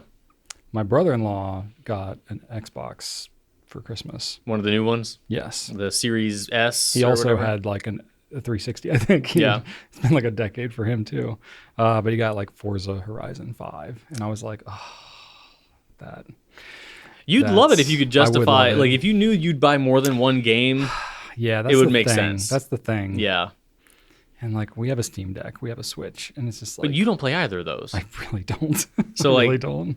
But if you so who uses the TV for gaming? Joseph and Rachel. For the Switch? Well, yeah. Okay. Switches and Steam Deck too. Joseph hooks Steam Deck into the TV. But they don't have to. Like those are mobile consoles. Yeah, they're both similar that you can, they'll default to playing on the TV, but if other people are in the room or somebody else wants to watch something, Gotcha. they'll go to the handheld device, which is great for them. Well, And then I have a computer monitor that I have like over in the corner that I have with headphones that I'll like play. I don't even have a chair. It's like a standing table. you just So I stand there like, and play. stand and play. Oh wow. I mean, part of that's because like I don't want to just like sit there and play video games forever. So Why? like, by standing, I'm just like, okay, I'm not. Oh. Meanwhile, I settle in for a more efficient. long winter's nap. Different styles, yeah. The I got too many other shenanigans to get up to, Drew. The lights go off, the shades get pulled, the blackout curtains go in. It's a whole experience. I pulled a love sack right in the middle of the carpet. That's awesome. Oh yeah. Right on, man. Yeah, I don't. I mean, I obviously could do something like that, but I got too many other things to do. Too many hammers to hammer. Too many logs to bury. Too many logs to bury. Too many, whatever, any shenanigan I'm up to. All right. Is that That's it for for me, you? yeah. Okay. Let's see here. So I had a really good Christmas break here. Got to see my parents quite a bit, which is great. Did you have people visiting the house? Yeah. Or did y'all travel? My parents, no, we stayed put. You stayed put. We Good. stayed put, yeah. My in-laws are there right now. They came Christmas afternoon and are here for a few days. But before they came, my parents were visiting us Christmas Eve. And, it was nice. The weather was great. And I just got to like catch up with my mom a lot. And she told me about like old stories of her childhood and Christmas and stuff like that. So get this, my parents, they're immigrant families, grew up in Connecticut, and my mom is one of 9 children, and she grew up in a 1,200 square foot house. They had 1 bathroom. That's not big. No. So 9 children, 7 of them girls. So 7 girls plus the mom. So 8 women, 3 men in the house, sharing a 1 bathroom in the whole house. And that was like the house got up to 1,200 square feet. It started out as a hunting shack that didn't even have running water. When my mom wasn't born yet. She's number 6 out of the 9. But when they had 4 kids and they're pregnant with the 5th, that's when they got the hunting shack. And they slowly like renovated and added onto it and got it up to 1,200 square feet. And got water, I hope. They got water, yep, eventually. Yep. So yeah, but just like hearing like the uber humble beginnings. And the only reason they got the house is because they were like trying to like rent an apartment. They literally, no one would rent to them because they didn't want like people with 5 kids in an apartment. So they were just like looking for like anywhere to live. And that's what they had to do. So yeah, and my grandpa was like a World War II veteran tool and die maker, just like blue collar, humble worker, and raised his kids on that. So they were like super duper frugal, scrappy. Christmas must have been very minimal. Yes. So that's what I was kind of just like getting some perspective from her about it. She said that they would get 1 outfit, usually like 1 family gift, like a toboggan or something, and then like 1 like toy, like 1 personal item. And that was it. And so get this. This gave me good perspective too. So tales of the glories of Christmases long, long ago. Yeah. That's what that means. The past was the worst. Like I would not want to go back to that. That sounds terrible. Whenever someone says like, oh, what time period would you like to live in? I'm like, none of them. No, the future. Yeah. 100%. Yeah. So she was telling me that my grandfather would basically have to work up until Christmas Eve. They would have a Christmas like party kind of a thing the afternoon of Christmas Eve. And that's when they would get like a little bonus or whatever, a Christmas bonus thing. And that's what he would have to use because they were paycheck to paycheck like their entire life. So that's what they would use for Christmas gifts. So he would get his Christmas bonus check at like 3:00 on Christmas Eve. And he would have to drive home, and then him and his wife would have to go and do all of their Christmas shopping for 9 children with that 1 little bonus on Christmas Eve, come back home, cook dinner, and then go and like wrap the gifts. And then that was Christmas. And I was just like, that sounds really stressful. It's good that some places are open. I know, but I'm just like, wow, what a different time that we're in right now.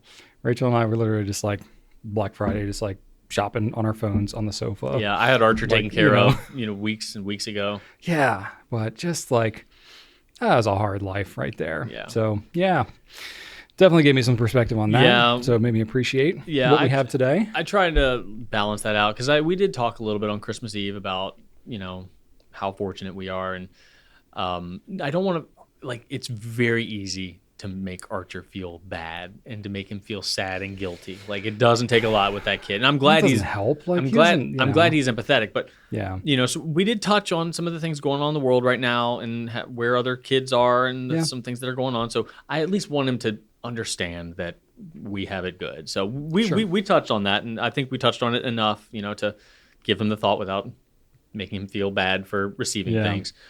But it's something to keep in mind. Yeah. Speaking of the old days, did you watch? You've seen A Christmas Story, the movie, right? Oh yeah. They made a new one in 2022. Mm-hmm. I haven't seen it, but yeah, I heard about it. We watched it. It was surprisingly Was it good. Yeah, all of the returning cast. Yeah, that's what I heard. And remarkably well balanced in terms of like throwbacks and not overdoing it. Like, they didn't do the whole leg lamp thing. Like, okay. You saw the lampshade briefly in the attic, but that was it. They're like, okay, the leg lamp thing is like the most famous thing about this movie. We're not gonna go there. Okay. I'm like, you know what? Okay. Respect. Yeah, absolutely. Let it be what it is. Exactly. And so I think that for as good as a 30-year sequel can be, it was. All right. So yeah, worth a watch for sure. Nice. Okay. I'll have to keep that in mind. We didn't watch a whole lot. Like, the kids didn't really want to watch anything. Like any Christmas related thing. We always want to watch more than we end up watching. I wanted to watch Jingle All the Way. I wanted to watch the Schwarzenegger Turbo Man, but we didn't get to that one. I haven't seen that in a long time. I know, me neither. Yeah. I hope it's good. I remember liking it. I'm pretty sure he's got like a couple of classic like one-liners in there. Oh, for sure. Like, I don't remember what it is. Online shopping would have ended that movie in the first 5 minutes. Yeah, true. Yeah. Let's see here. So my kids are older, so the Santa experience is maybe different than it was when they were younger. Mm-hmm. Keeping it, family friendly on here. But one thing that is funny now, they're both in middle school and they're both very snarky. So I am enjoying this phase because I also get to be snarky. Oh, yes. And I just dish it out right back at them. We're definitely in there now. 100% snark. It's great. Oh, it is. It really is. It today. Sorry, no, you go ahead. I'm not interrupting. That's all right. You can chime in. Okay. We had a loose format today. Today I had to. I drove him to daycare this morning. Realized it was closed. Whoops. And my wife and I both were like, I thought it was open. Crap. Okay. So luckily, my work allowed me to work from home the first part of the day. Yep. And then I could come in and record this. I dropped him off with my grandmother. Nice. On the way there, we're just like, all right, I can drive by, we'll pick up McDonald's on the way to Mimi's house. And we see on the menu display that they have Squishmallow Happy Meals. And he just lit up. He's like, I got a picture of him. He was just, because I was stopped and I took a picture of him because he was just leaning over looking at the thing with the biggest smile on his face. He gets his Happy Meal. It's that same stupid Crash Bandicoot foam lump on a loop that I had complained about several weeks ago. No Squishmallow? No. At all? No. Wow. Just the worst possible thing. And I texted my wife because I sent her that picture. I'm like, look how happy he is that there's Squishmallows. And she's like, oh, that's cute. And I said, it was that darn Crash Bandicoot foam lump on a string. And she's like, oh no, was he upset? And no, the reality was, to cope with this disappointment, he just went into snarky insult mode. Yeah. Just ragging on McDonald's, ragging on how stupid and junky this thing is. There you go. I'm like, you know what? Okay. Yeah. I would rather you just be just a snarky, like you're growing up, little monster than a sad, depressed child, That's right. Like, there you go. Channel that sarcasm snark into a defense, an emotional defense. There you go. Building resilience. Right. Oh, that's so funny. Yeah, my kids are definitely in that. And they feed off each other too, which is also great. Oh, and man. Rachel will attest, when she was younger, like around that age, she was unbearable. Are you the like an unbearable smart Are you the aleck. target of as many like troll like comments as I am? Oh yeah. Like Shannon and Archer troll me nonstop. I wouldn't say it's nonstop. Oh, it's merciless at my house. Spread around a little I'm bit. absolutely a victim. It's nightmarish. Yeah, those two together. I would say it's more of like a shotgun spray that just kind of will hit anybody in range in the Goulet household. It's not a sniper scope. I will thing. say that Archer's an opportunist. He'll jump on board with whatever's happening, but I think generally it's coming more from Shannon at me than from me at Shannon. That doesn't surprise me. Oh, I know. The least. Yeah. So that's usually how it goes. Yep, I could see that. So anyway, you were talking about your kids' snarkiness. Yeah. So I've been trying to incorporate that into their Christmas, gifts. So like, especially in like the who it's from. Mm-hmm. So last year I did they were really into Hamilton last year. Yeah. So I did like all the different Hamilton characters and those types of things. They loved that. This year I went for a little more snark and they loved it. Of course. Like, I had presents that was like from your mom. Yep. And dad, like in parentheses. I did one that said from a store. Right. That was another one. I said your face was another one. And then your butt. That was another one. They loved that one. Beautiful. So just all the snarky middle school comeback things, I incorporated that into the gifts and who it was from. See, Archer wouldn't like that because he wouldn't be able to come back at him because they're written down. He's like, well, he'd feel the need to like look at one of us and like say, all right, well, you're the mom. Written insults would just scramble his brain. Yeah. Be like, how do I come back at this? Well, they weren't. They took it in stride. I think it was. They just appreciated the cleverness of it. Nice. Very cool. Yeah, and which is funny because like I really want to do that kind of stuff. So like Rachel and I were wrapping presents a few days before, and she was like, "What are you doing?" Like this kind of stuff. Because I'll do things like I'll wrap stuff in really weird boxes. Like goodness. They had like Squishmallow type things or whatever, and I'm like, I would just like throw it into an empty box so it like rattles around a lot and throw like a bunch of pencils or something in there with it. So it's like this huge box, this thing that kind of like is uneven and rattling around with all these pencil sounds and stuff. So it's just like, what the heck? That's kind of amazing. Is in here? And because I'm like, what are the mind games we can play with these kids? Because I know what they're going to try to get up to. Yeah, so that's stuff awesome. Like that's pretty fun. That is cool. Yeah, and then just like doing terrible wrapping jobs and using way too much tape and things like that just to troll them. They appreciate it. That's cool. It seems over the top in the moment. No, We're just kind of like, what are you doing? But then they open it and I think I might do that next year. That sounds awesome. Yeah, he's at a good age where I think he'll probably appreciate that a lot.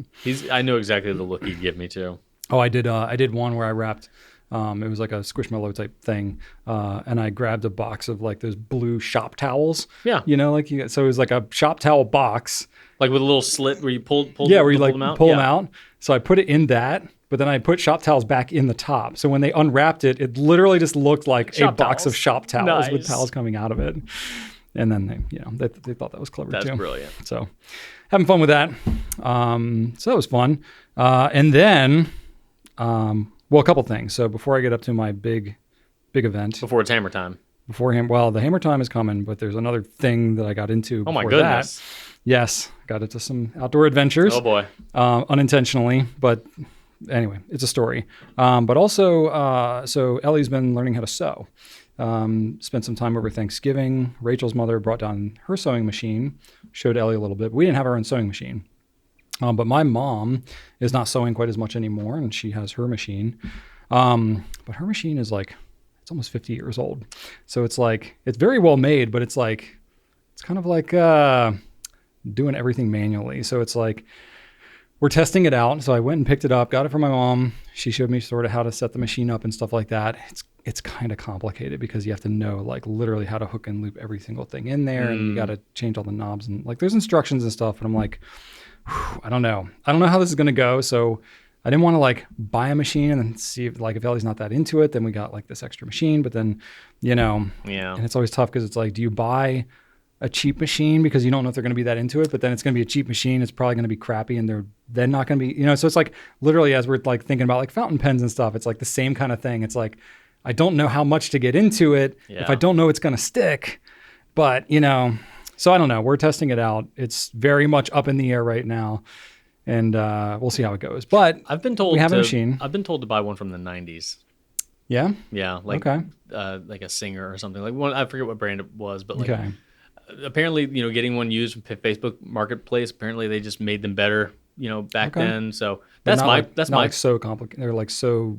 Because now like there's some computerized yeah, stuff in there well, and no, everything. obviously And I'm not just in like, the 90s. yeah. So like, that's my rough plan, but I Okay. still every time I put some money aside for that, it gets used for something else because it's so Yeah. low on the list of Yeah. things I actually need to save money for. Yeah. Well, we'll I'll see get there we'll see how it eventually. goes. Yeah. I like kind of have an interest in learning how to sew because like well, partly to support my outdoor adventures, I'm like tearing holes in my clothes a lot. So just being able to repair stuff myself would be kind of handy. Yeah. I'm not trying to like make clothes from scratch or make drapes or anything, but like just knowing how to sew is like kind of a skill. Yeah. And I would like that. Me too. So I don't know. We'll see how it goes. It's very much up in the air as to how that one's going to go, but we'll see. Okay. So my big outdoor adventure. So we've had a ton of rain Yes. recently.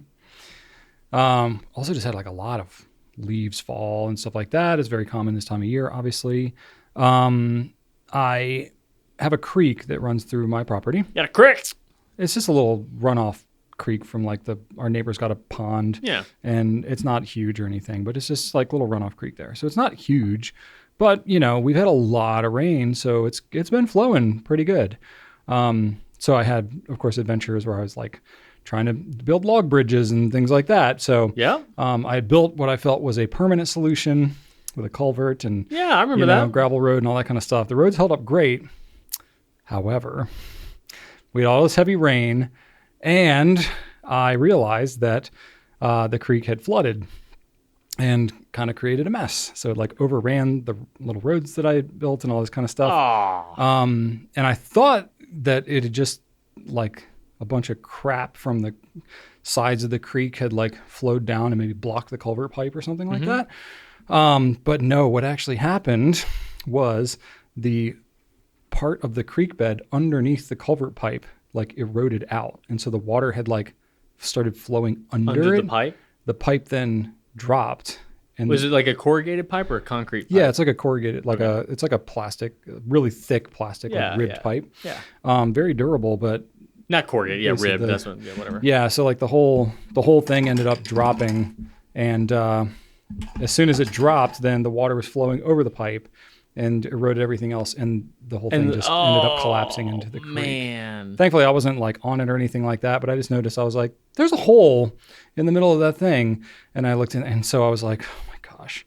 But then, I don't know exactly like the series of events that happened, but it was after one of the huge rains we had last weekend. And so I was like, cool, So now cool. you have to get that pipe out of the earth now. And I had like done like poured concrete for like the head walls and stuff like that. Oh. So that's all in the way too. Oh, and so I was just like, no. oh, this is the thing. So what were you supposed to have done differently? Like put like gravel underneath the pipe? Yeah, probably. But even then, the stuff underneath the gravel would have eroded, right? Yeah, I'm trying to like assess that right now, because it's like, I mean, this thing was so dry over the summer that like literally there was no water flowing through it at all for like a couple of months. So it's not like a huge thing, but I guess just like there's a bunch of sand and stuff in there, I guess, that runs off from the pond or whatever. So, it was just one of those things, sort of like the log grave thing with the siphoning out the water. I was just like, I have made my own bed, and now I'm sleeping in it because I made this whole thing. And You know what you should do? Just bury it all. just bury it all in the yard. Put it all in. Just like nature's already trying to do it for you. It's Apparently. try to bring it down. I Like still want to be able to cross the creek there. That's the thing. So I Well, need like a solution. remove the plastic, because nature. Uh-huh. Concrete, it's fine. You can bury concrete. It's still rock. Nature likes rocks. And then just build something on top of all that. Well, that's what I'm trying to do. There you go. Yeah. So You just need clearance. Get yourself a nice curved bridge. Okay. Now you don't need to build anything under it. I could do a bridge. That isn't something I've thought about. But to drive a tractor across a bridge, you got to build a heck of a bridge. Yeah. So that is an option that I'm considering, but I'm doing some research on how to better do. I'd done a lot of research about like how to do culverts and crossings and stuff. I did a great job of everything like on top of the pipe. Like it was very solid, but I did not anticipate within like a year of this thing just I don't know. I don't know if it got clogged, and then because it was clogged, then it eroded away or something. But Maybe. my guess is it was probably doing it for a little while. Dang. And I just didn't know it because it was all happening underneath. So live and learn. So I basically had to excavate everything out and remove the pipe and all that kind of stuff. And because of course we're getting like torrential rains, like starting tonight and then into tomorrow. So Are we? Yeah. Oh god, one of my dogs like more than an inch of rain tomorrow. one of my dogs won't pee if it's wet. Oh gosh. He just won't. He'll go out there and be like, Sorry. yeah, no, not doing it. Oh gosh. Luckily, he will hold it forever. Wow. But still, it's frustrating. Yeah. I'm like, Hank, I know you gotta go, bro. Just do your business. You're just adding to the wetness. Like, come on. He doesn't like it. He doesn't even like putting his paws in it. Wow. Weirdo. Bougie. Yeah, I tell you. So not only did I have that, but I was like, okay, because I suspected like it was because the creek flooded and all that. And I was like looking down the creek. I mean, this creek is probably at least 1,000 feet long. Like it's a good amount of creek that I'm dealing with. And so I was like, oh, there's actually a good amount of junk in this creek, just branches and logs and leaves and sand and all kinds of Did stuff. you clear out the whole creek? I'm working on it. Oh, that was my God. That was my big project because I hadn't done that the last couple of years, and now it's like ruining everything. So I'm like, I think I have to do this as a regular maintenance item might now. just want it to make a new creek. Maybe nature's saying, hey, I want to be more than a creek. Maybe I want to branch off and go over to near where Brian's woodworking area is. No, that's not okay with me. That's not okay, nature. I'm going to fight you on that one. So to start, that was basically what kicked off my 4-day week off. 4 days off for Christmas time because the weather was great. I mean, it was like high 50s. It was kind of warm on Christmas. It was pretty warm, and so I was like, all right, we don't have any firm plans. We're staying put. We got all the Christmas shopping and everything done early, and so I was like, I guess this is how I'm going to be spending a fair amount of time. Yep. But what was really cool, Rachel normally just like wants nothing to do. Oh yeah, top me off, man. Yeah. I want some more of that. Rachel normally is just kind of like letting me do my shenanigans or whatever. But she like came out with me on the trails and just like watched me work. It was a little weird. At first I was like, do you like need something? She was like, no, I just want to like see what you're up to. I was like, oh, that's cool. So we just like talked and stuff, and I just told her what I was doing, and she was watching me shovel wet sand out of the creek for hours at a time. And she was like, yeah, this is a lot of work. And I was like, yes. Now you understand why I'm so tired and smelly when I come in. She's like, yeah, this is kind of crazy. And then, my friend texted me and was like, hey, you want to go for a bike ride? This is as I'm like shoveling out the creek. And I was like, sure. So I like cleared out the creek for a few hours and then went for a 14-mile bike ride and then came back and shoveled some more. You have an abundance of whatever that is that I need some of. Ignorance, and fortitude. You're spinning that very positively, but sure. Yeah. And then you need to take at least a couple tablespoons full of my laziness. Like, I think that both of us would benefit from it. You'd be a lot less tired. Probably. Just saying. It's weird though. If I sit around all day, I feel more tired than if I'm doing stuff. Like physically, I'll be tired, like shoveling out the creek and whatnot. But I don't know. No, there is something. It's more stimulating. There is something to be said for that. I like being outside, and it's like right now there's no bugs. It's cool. That is so nice. I'm not sweating as much. That is nice. There's no like creatures and spiders and all this crap to deal with. There's no yellow jackets. Like this is the time. You're right. To be doing this stuff. But also it doesn't matter. Even if it's not the time, you still go out and do it. I'll still go out there. I'll still do it if it's 95 degrees out and I'm dying. Oh my God. But yeah. So crazy, man. I basically spent most of my time. It wasn't like I spent all my time, but at least like 3, maybe 4 hours a day. Cutting branches and scooping out muck from the creek, wet leaves mixed in with, big logs and just pulling all that junk out. I did see a crayfish. Oh, yummy. Yeah. I know I had those because you see like they're like these little muddy like stacks that they kind of build. Mm-hmm. And I was like, what the heck is that? And I looked up and I was like, I think that's for crayfish or crawfish or crawdads, whatever you want to call them. But I actually saw one like underwater in the creek. And I was like, hey, I took a picture of it. Maybe I'll include it. But yeah, I was like, hey, look at you doing your thing. Speaking about a picture that I'll include, actually, no, maybe I won't. Anyway, I got Shannon printed me a hoodie with Hank's face on it. One of our dogs. That's awesome. It just says, it's Hank.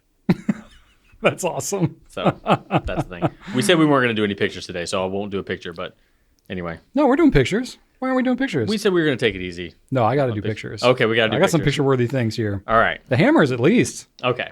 But I will tell you, so the Creek Adventures, previously I had like knee-high rubber boots like I use for like power washing and stuff like that, which are okay, but not for creek stuff.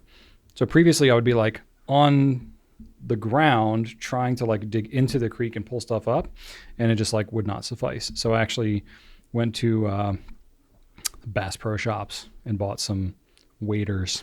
There we go. I had that on my list for a while, and I told Rachel, I was like, Rachel, this is what I'm going to be in for with this project. I'm surprised you don't have those already. It does seem like something I would have. It does. But they're not cheap. And, so it's like, it's got like the rubber boots, and then it's connected, like glued basically like to a neoprene suit. So it's like totally waterproof, insulated, stuff like that. And I tell you, that is a lifesaver. Oh, yeah. Like the creek water has got to be like 45 degrees. It's freaking cold. But I'm in there in the waders, and it's like, I'm just like splashing around in the pool. Like, Yeah. Totally fine. And then I'm just like, there's briars, there's all kinds of stuff. And I'm just like, You're invincible. da-dee-da-dee-da. Yeah. But I'm actually just like able to work. And I'm like, this is kind of nice. Yeah. This is why you get the right equipment. So with the right gear, working outside and stuff like that is really not so bad at all. Yeah. So yeah, putting those Except in the waders to summer, good there's use. nothing you can do about that. Yeah, it's going to be terrible in the summer. But, I didn't buy like super heavily insulated ones because I was like, I can always layer up. So I just bought ones that were like oversized. Yeah. So I can layer up. And then in the summertime, I'll be sort of hot. Yep. But, that's why I'm getting all my creeking in right now. There we go. Clear up that Get your creek. creaking in. Yeah. But that culvert thing is still in process. I got to figure out I'm going to tell you. how I want to attack I'm that. going to Google tractor bridge for you. Oh, yeah. I got find- some good YouTube videos. I'll find you something. I did some research. It's not cheap, though. The amount of wood that you need to use to build a bridge that holds a tractor, it's not an insignificant investment. Have you thought about maybe just buying something and not building something yourself? You can't buy a tractor bridge. I can buy you a tractor bridge. I'll find you a tractor bridge by 3 o'clock. Okay. Tractorbridges.com. No. I would love to see what you send me after you do some research on this. I'll talk to some people. Let's see. We'll see. Let's see what you got going on. Yeah.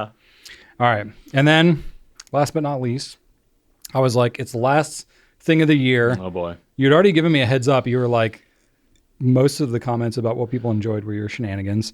And I was like, okay, I feel like I'm leaving a loose end undone. It's fine. If I don't get in a formal hammer count. It's fine.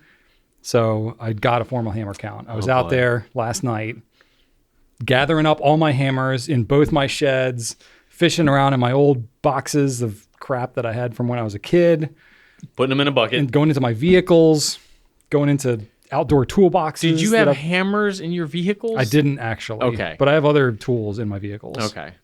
It was just like I couldn't remember if there was a hammer in there because sometimes I'll, bring things like I just, put some shelves up for my parents like a week ago. That makes sense. So I'll like bring toolboxes and sometimes, I'll leave a tool or I have things, I have like wrenches and stuff like that, wrenches and pliers and all that because like if I break down on the side of the road, I want to be able to like whatever, fix stuff, so keep it with the jumper cables and zip ties and ratchet straps and all that, essentials. So I wasn't sure if I had hammers in there. I did not have any hammers in any of my vehicles, but now I kind of want to because I'm like, I have enough. Let's put it that way.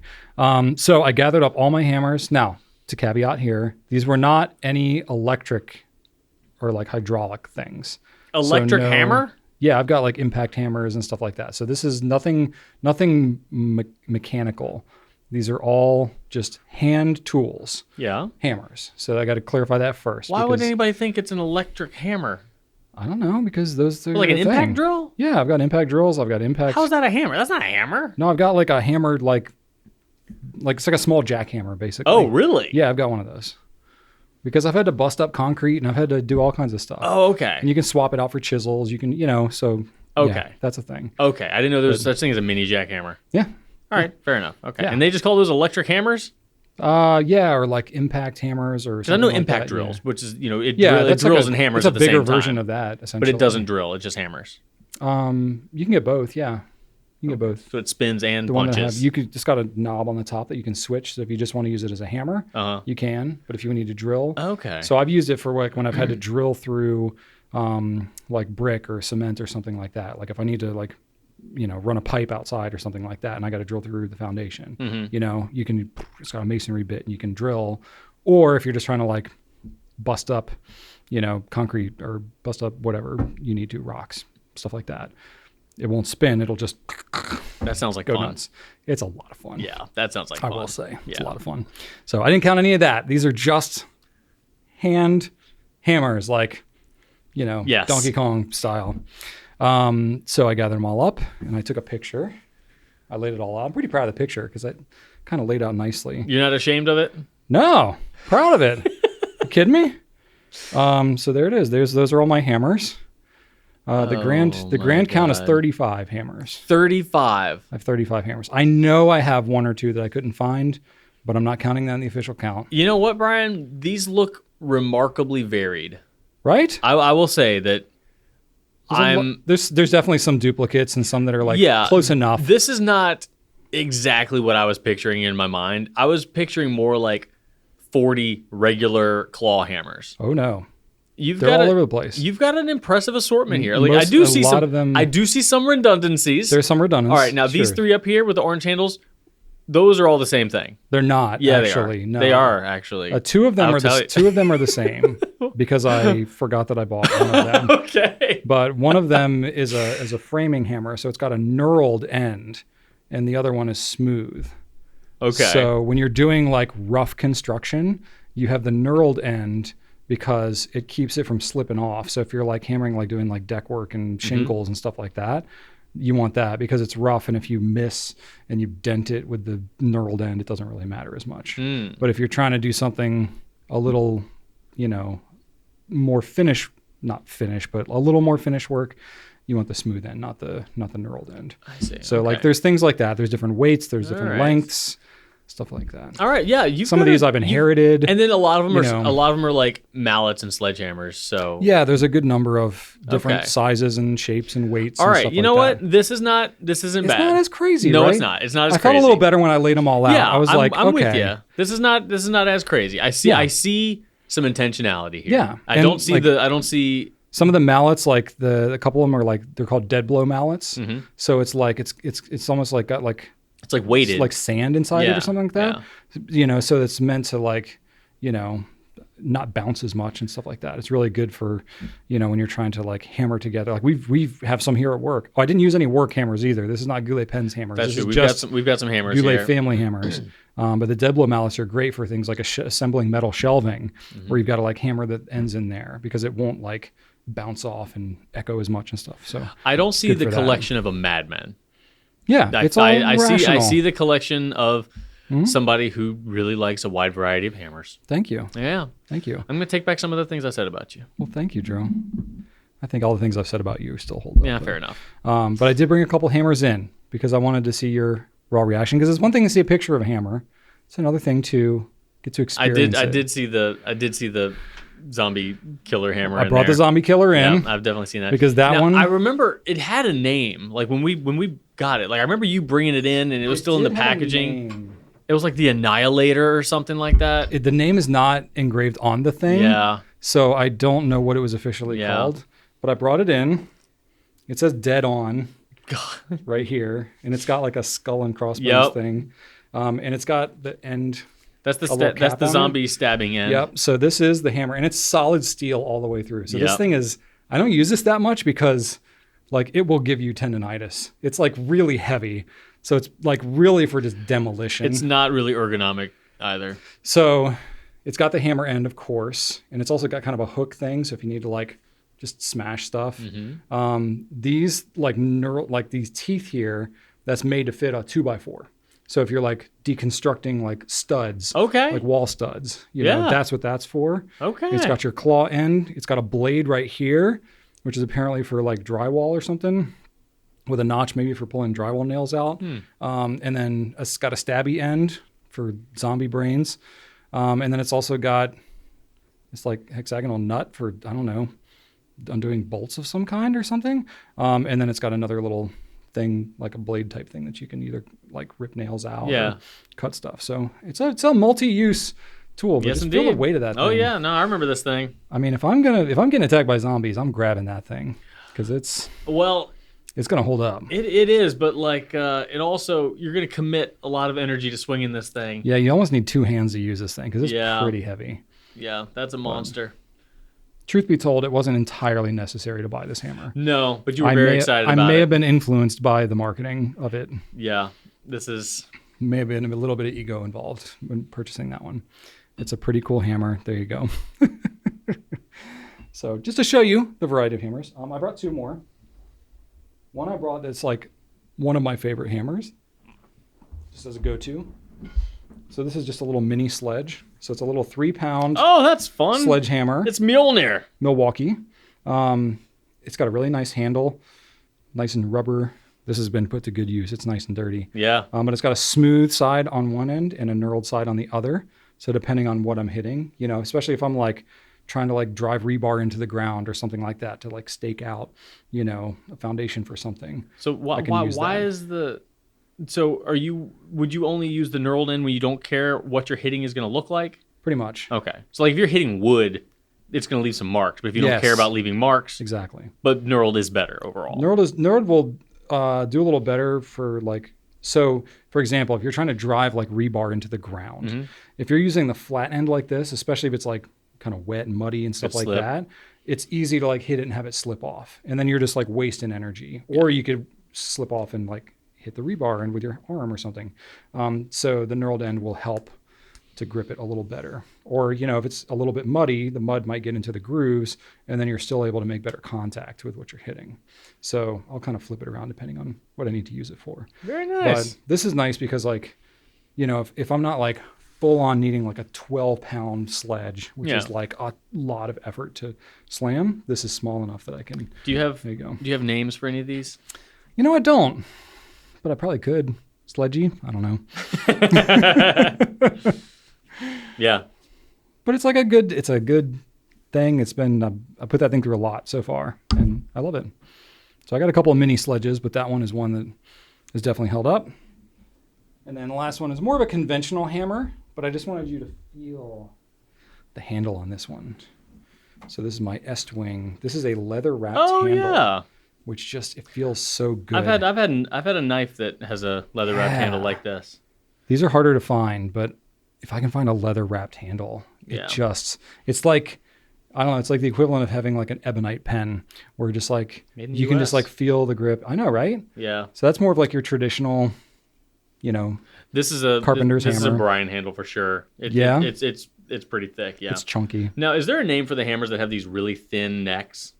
It's a very distinct style, and I've seen this, at hardware stores and stuff like this. Like, they get really, really narrow. Like that is thin. I don't know why. I don't know if that has a specific name. Estwing is very concerned about safety goggles. We've got 2 mentions of safety goggles, one at the bottom and then one at the top, and made in the U.S. That is not something you see very often. Maybe that's why they have so much cautionary language on it. Probably because we're a very litigious. Yes, we are. Society. I guess we as far as things made in the U.S., we still do make a fair amount of tools. Yeah. And like large metal objects in the U.S. Sure. I guess they're heavier to transport and stuff. Yeah. Too, but yeah. So there you go. That's 3 of my hammers. That's a fun variety. I actually expect you different hammers. When you said you brought in some hammers, I thought, don't take this the wrong way, thought you were going to overdo it a little bit. I'm capable of being reasonable. You didn't. You brought 3. I'm impressed. That was fun. That was a fun little experience. Good. I'm glad you enjoyed that. Very cool. So there you go. There's my official hammer count for those of you that 35. Care. 35 hammers. Do you now, like, now that you know that it's less than 40, do you kind of feel like you need to get to 40? Like, no. Or are you satisfied with your hammers? I feel pretty satisfied. Very nice. I feel like 35 is enough as it is. Oh, it definitely is. But every time I go to, any hardware store, I'm eyeing the hammers. You look at the hammers? I look at the hammers just to see what's out there. What's your favorite place in the hardware store to like just kind of like peruse and to kind of drool over? You go over the power tools, or you go over to like the hammers and the saws? I like hand tools. Yeah. I really like hand tools. And drill bits. Drill bits. There's a lot of interesting drill bits out there. But I have a lot of that kind of stuff, and that you don't, some You of know those what you I go bought through. that I've never used? Glow in the dark wire pullers like those fiberglass sticks you can screw Oh, together yeah. to pull wires through drywall. Yeah. I thought I was going to use them. Got really excited about it. Didn't end use up them? doing them. No. I don't have any of those. I hired believe it or somebody. not. Well, let me know. Okay. They're yours if you need them. Drew, you have a tool that I don't. I also have a 10-inch drill bit, like a long freaking drill bit, because I was planning on running some wires into some joists. Yes. And doing some overhead lighting. I eventually hired somebody to do it because it just got too much. It's like a spade bit or an auger bit? Like, what does it look like? It is one of those like paddle looking things. Yeah. Yeah. That's a spade bit. Yeah, of course it is. Yeah. Mm-hmm. Nice. I got a bunch of those of varying lengths. You can also buy extenders too. So you can, like, if you need to get super long. The best thing for if you're trying to like drill a bunch of holes through, like studs and stuff like that, assuming it's not like in an enclosed wall, you can buy these like long auger bits, which are like, conventional drill bits that are all twisty and stuff. It's like that, but you can buy them like 18, 24 inches long. Good. And they have like a spiraled like kind of screw in the end in the middle. So that starts to drill in. Well, kind of like a spade bit to the wood. A little bit like a spade bit. Yeah. But it's like a screw on the end that like grabs into it and then bites in, and then the auger starts in there. And that makes sense. Boy, that thing will just plow through. Nice. You can just cut like right through 2x4s, 4x4s. It's incredible. TCB. But it leaves a rough hole coming out the other end. Like, you're going to be like a lot of stuff's going to be chipping out, but yeah, it's fast. That's fine. It's in the drywall. But it's finished. Yeah. Doesn't matter. It's going to get finished over top of it. Nobody sees it. Yep. So yeah, drill bits. There we go. I don't know how many thousands of drill bits I probably have. I have a ton of those. Anyway, I love tools. Yes. Pens are just another form of tool for me. You're not wrong. I do love pens. I love You're tools. not wrong. They're very practical. Things. Yeah. Yep. There you go. That's all my shenanigans. All right. I think we have a couple company updates. Somehow we're... And then... I knew we could fill some time. Yeah, we did. Yeah. That's good. Yeah. Company updates, and then we got to wrap up. But hang till the end, because I got some fun Pencast stats to share. We do. To wrap up the year. I haven't heard these. Yes. I'm excited. So let's do company updates. All right, so we were closed around Christmas time, and guess what? We're going to be closed again on Monday for New Year's. So gonna play some video games, Brian? I don't know what I'm going to do on New Year's. Play some video games. Play some video games. Play some video games. Okay, maybe start Assassin's Creed 3. It's got some colonial stuff. Maybe you like colonial stuff? Colonial stuff's cool. Get to meet some presidents. Okay. Yeah. Maybe I will. I don't know. We'll see. See what other shenanigans that I get up to. Or you just go straight up. Honestly, it depends on the weather. If the weather's nice, I'm probably going to keep working on that creek. Okay. But, got other time. Got the whole weekend as well. So we'll see. See how much washed out everything gets with the rain that we're about to get. Anyway, so we got that. So be ready for that. And then we got a couple of videos too that are going to be fun for you all. One that's already gone out, the hottest pens of 2023. And then we have hottest inks of 2023, which we have been wavering about when we're going to actually publish that. I don't even remember where we settled on it. We're doing next it week. Next week. Okay. Yep. So that'll be coming soon. But hottest pens, hottest inks, always a good time reflecting back on the whole year. It's a very nostalgic time for us right now. It is. There will be some pens that you probably won't surprise you, but there will be some that do. Yes, indeed. I was surprised. Number 8 will shock you. Doctors hate number 7. All right. Let's wrap this thing up and then got some stats. Well, want to thank you all for watching, really for just this entire year / entire Pencast time. 2 years. 2.5 years? 2.5 years I think we've been doing this now. Yeah, there have been so many incredibly kind comments. So many people saying that, hanging out with you is like hanging out with, friends, or just like listening to friends having conversations. A lot of complimentary things. Please know that it is absolutely our pleasure. Like, not just saying that. We enjoy this, and we, even the folks that we have been able to have the opportunity to meet, as well as the many, many, many folks that we have not had the opportunity yet to meet, we know you're out there, and we do feel that connection, and we are friends, and we are in this together, and you are joining us every week while we're sitting down and having these chats, and we couldn't appreciate you more. Yes, wholeheartedly agree. And it reminds me of a deep cut quote from 30 Rock, from Tracy Jordan. He says people are, no, he says, we're lucky that people laugh when I say stuff in there. And I'm like, yeah, we're lucky that people watch when we say stuff because Very lucky. we sometimes don't know where this is going to go. And we're glad that Very you'll enjoy fortunate it. and very, very thankful. We don't take it for granted. Not at all. Okay. So anyway, please leave us some comments. Keep asking us questions. We'll keep this thing going. And genuinely, like, let us know what you're up to and what you are enjoying because we'll lean into that and keep doing more of it, including shenanigans. I'm not going to lie. Like, I would get up to shenanigans at home anyway, but I definitely like take more pictures and catalog it a little better, knowing that like I'm going to be talking about it. Mm-hmm. But I do definitely kind of lean into some things, knowing that like it sort of serves a dual purpose. Let's stop talking about log graves then.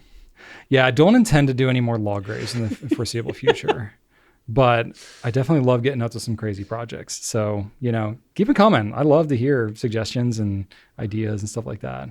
So anyway, yeah, check out gouletpens.com, pens, ink, paper, all that kind of stuff. And then I pulled some fun stats.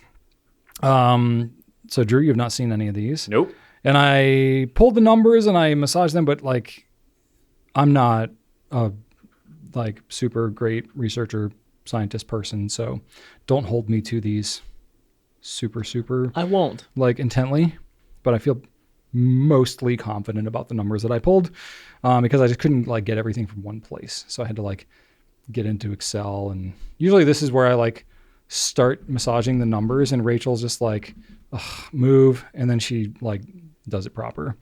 I was on my own on this one. So anyway, I pulled some fun. This is just 2023 Pencast. So just reflecting on this year, I could go back and pull numbers for like more of from the beginning, but that would have just taken so much more time. So I didn't. So this is not counting this episode. So I pulled these numbers this morning. So it obviously doesn't include this one. So whatever. So we have done 43 episodes of the Pencast this year. This is number 44. So 43 leading up to this, which is a fair number. Richard Petty. Yep. Yeah, you're right. 43, right? It's interesting that you don't know why. Recall that. Don't know why that popped in there, but it did. Sure. Maybe because you mentioned the Intimidator earlier today. I don't know. I did, yeah. How would you remember that he's the Intimidator, Drew? I Are don't you like know. a secret NASCAR fan here? I'm not. You just grew up in Central Virginia, that's all. Yeah. Okay, total run time. So how much time have we sat here doing Pencast this year? 87. 87 hours, 52 minutes. I'm not joking. Not counting this episode. So it's more like 89 or close to 90. I just took 42, doubled it and added a little bit. That's pretty spot on. All right. 5,272 minutes to be exact. Wow. Total view count. All the views of just the Pencasts. Just the 2023 episodes. So not counting, because you can watch old ones too. So just the ones we published this year, 954,000 views, which is a lot. But then at the same time, I look at the stupid videos that are out there that get that many views in like a day or two. And yeah. I'm just like, what are we doing? Yeah, but this you're talking about 43 2-hour. This is quality though. Y'all are quality viewers.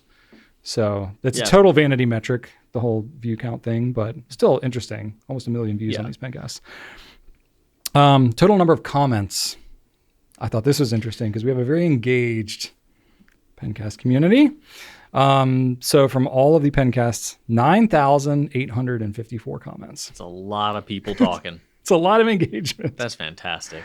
Thank you. Yes. There's a lot of other videos that you will not see anywhere near that. Even even videos with like 1 million+ views. Oh, yeah. Don't get that. It's all bots. Yeah. It's not real. We got real people. Y'all are real. And then this one's not as relevant, but average view duration, just like all of our Pencast videos, 27 minutes and 31 seconds.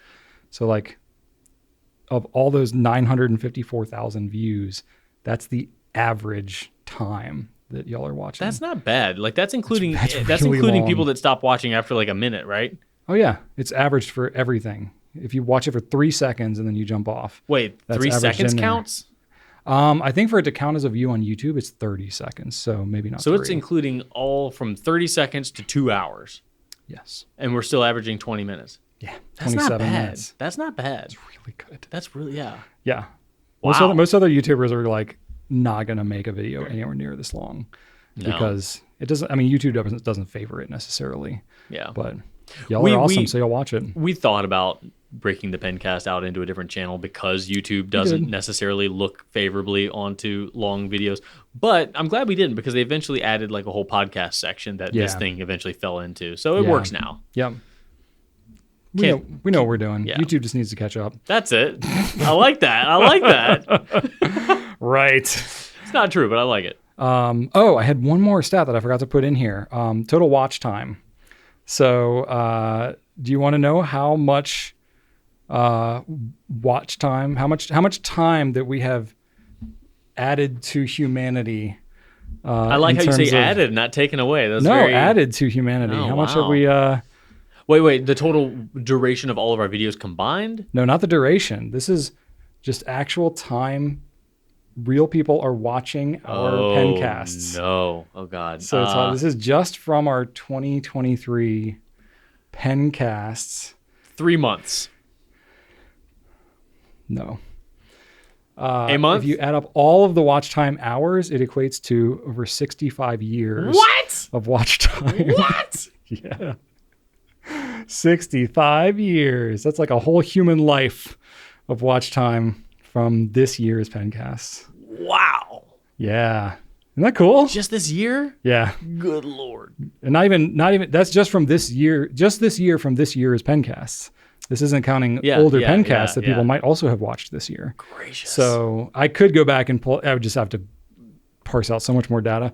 But at some point I'll do like more of a roundup. Maybe it was like more of a milestone, like 150 episodes or something. I can pull more numbers for the whole pencast. But that's wild. It's a lot. Yeah. So if that's just for this year, I mean, the whole pencast has got to be something like, I don't know, over 100 years of humanity. This is our third year, right? We're coming up on 3 years in like the spring. Yeah. I think so. Yeah. It's gonna be wild. Dang. Because remember we hit 100. We hit like 100 April, episodes, I think. pretty close to pretty close to it or something. No, 100 episodes was in August. But that's not a year though. I think that's not our anniversary. I think April might be. April sounds about right. I don't know. How do we know? We've only done every one of these. Nah. Anyway, we rely on our audience. That was fun. So for everything. Fun numbers to pull. Whew. But yeah, there you go. Yeah, 65 and a half years actually. 23,892 days. 573,397 minutes of watch time. It's a lot of minutes. It actually, when you pull the data, it gives it to you in seconds, which just sounds ridiculous. Yeah. But I just totaled it in minutes. Anyway, so there you go. That is wild. No, wait, maybe that is seconds. 573,000. That might be seconds. Sorry. I don't know. That's fine. Whatever. My It's brain's all broken anyway. It's a lot of numbers. It is 65 and a half years, though. So there you go. You're welcome, world, for the pencast. A whole human life. Anyway, thank you for watching this totally nonsense pencast. We'll be coming back next week, right? Yes, we are. We'll no be reason not to. Somewhat more prepared. We're also off Monday, so we kind of prepare for it on Monday, but, we'll have something. We'll see. We'll actually have some questions and stuff in there. Anyway, thank you, Drew. Thanks for the props and the noisemakers. You're welcome. Cider. Did we drink all the sparkling grape juice? Yes, we did. Sweet. I see it's 40% juice. What's the rest of it? Hooch. Water? I don't know. It's the rest. It's not hooch. We're not drunk. This is all us naturally. It's 4:20 in the afternoon. Citric acid. Parentheses for tartness. For tartness. They want to. Okay. Sparkling filtered water, white grape juice from concentrate, filtered water, white grape juice concentrate, sugar, citric acid, and natural flavor. Absolutely no high fructose corn syrup, artificial flavors, artificial sweeteners, or preservatives made in the USA. Okay. Probably the same place you made your hammer. So it's probably 40% juice and 60% water and chemicals. Yeah. Whatever. Tasty good. We weren't as gassy as I thought we would be. There we go. I'm sorry you're disappointed. It's okay. We'll come later. All right. All right. Thanks for watching, everybody. We'll see you next week. Next year, actually. Hey! Because we can say that. Anyway, thanks for watching. Right on.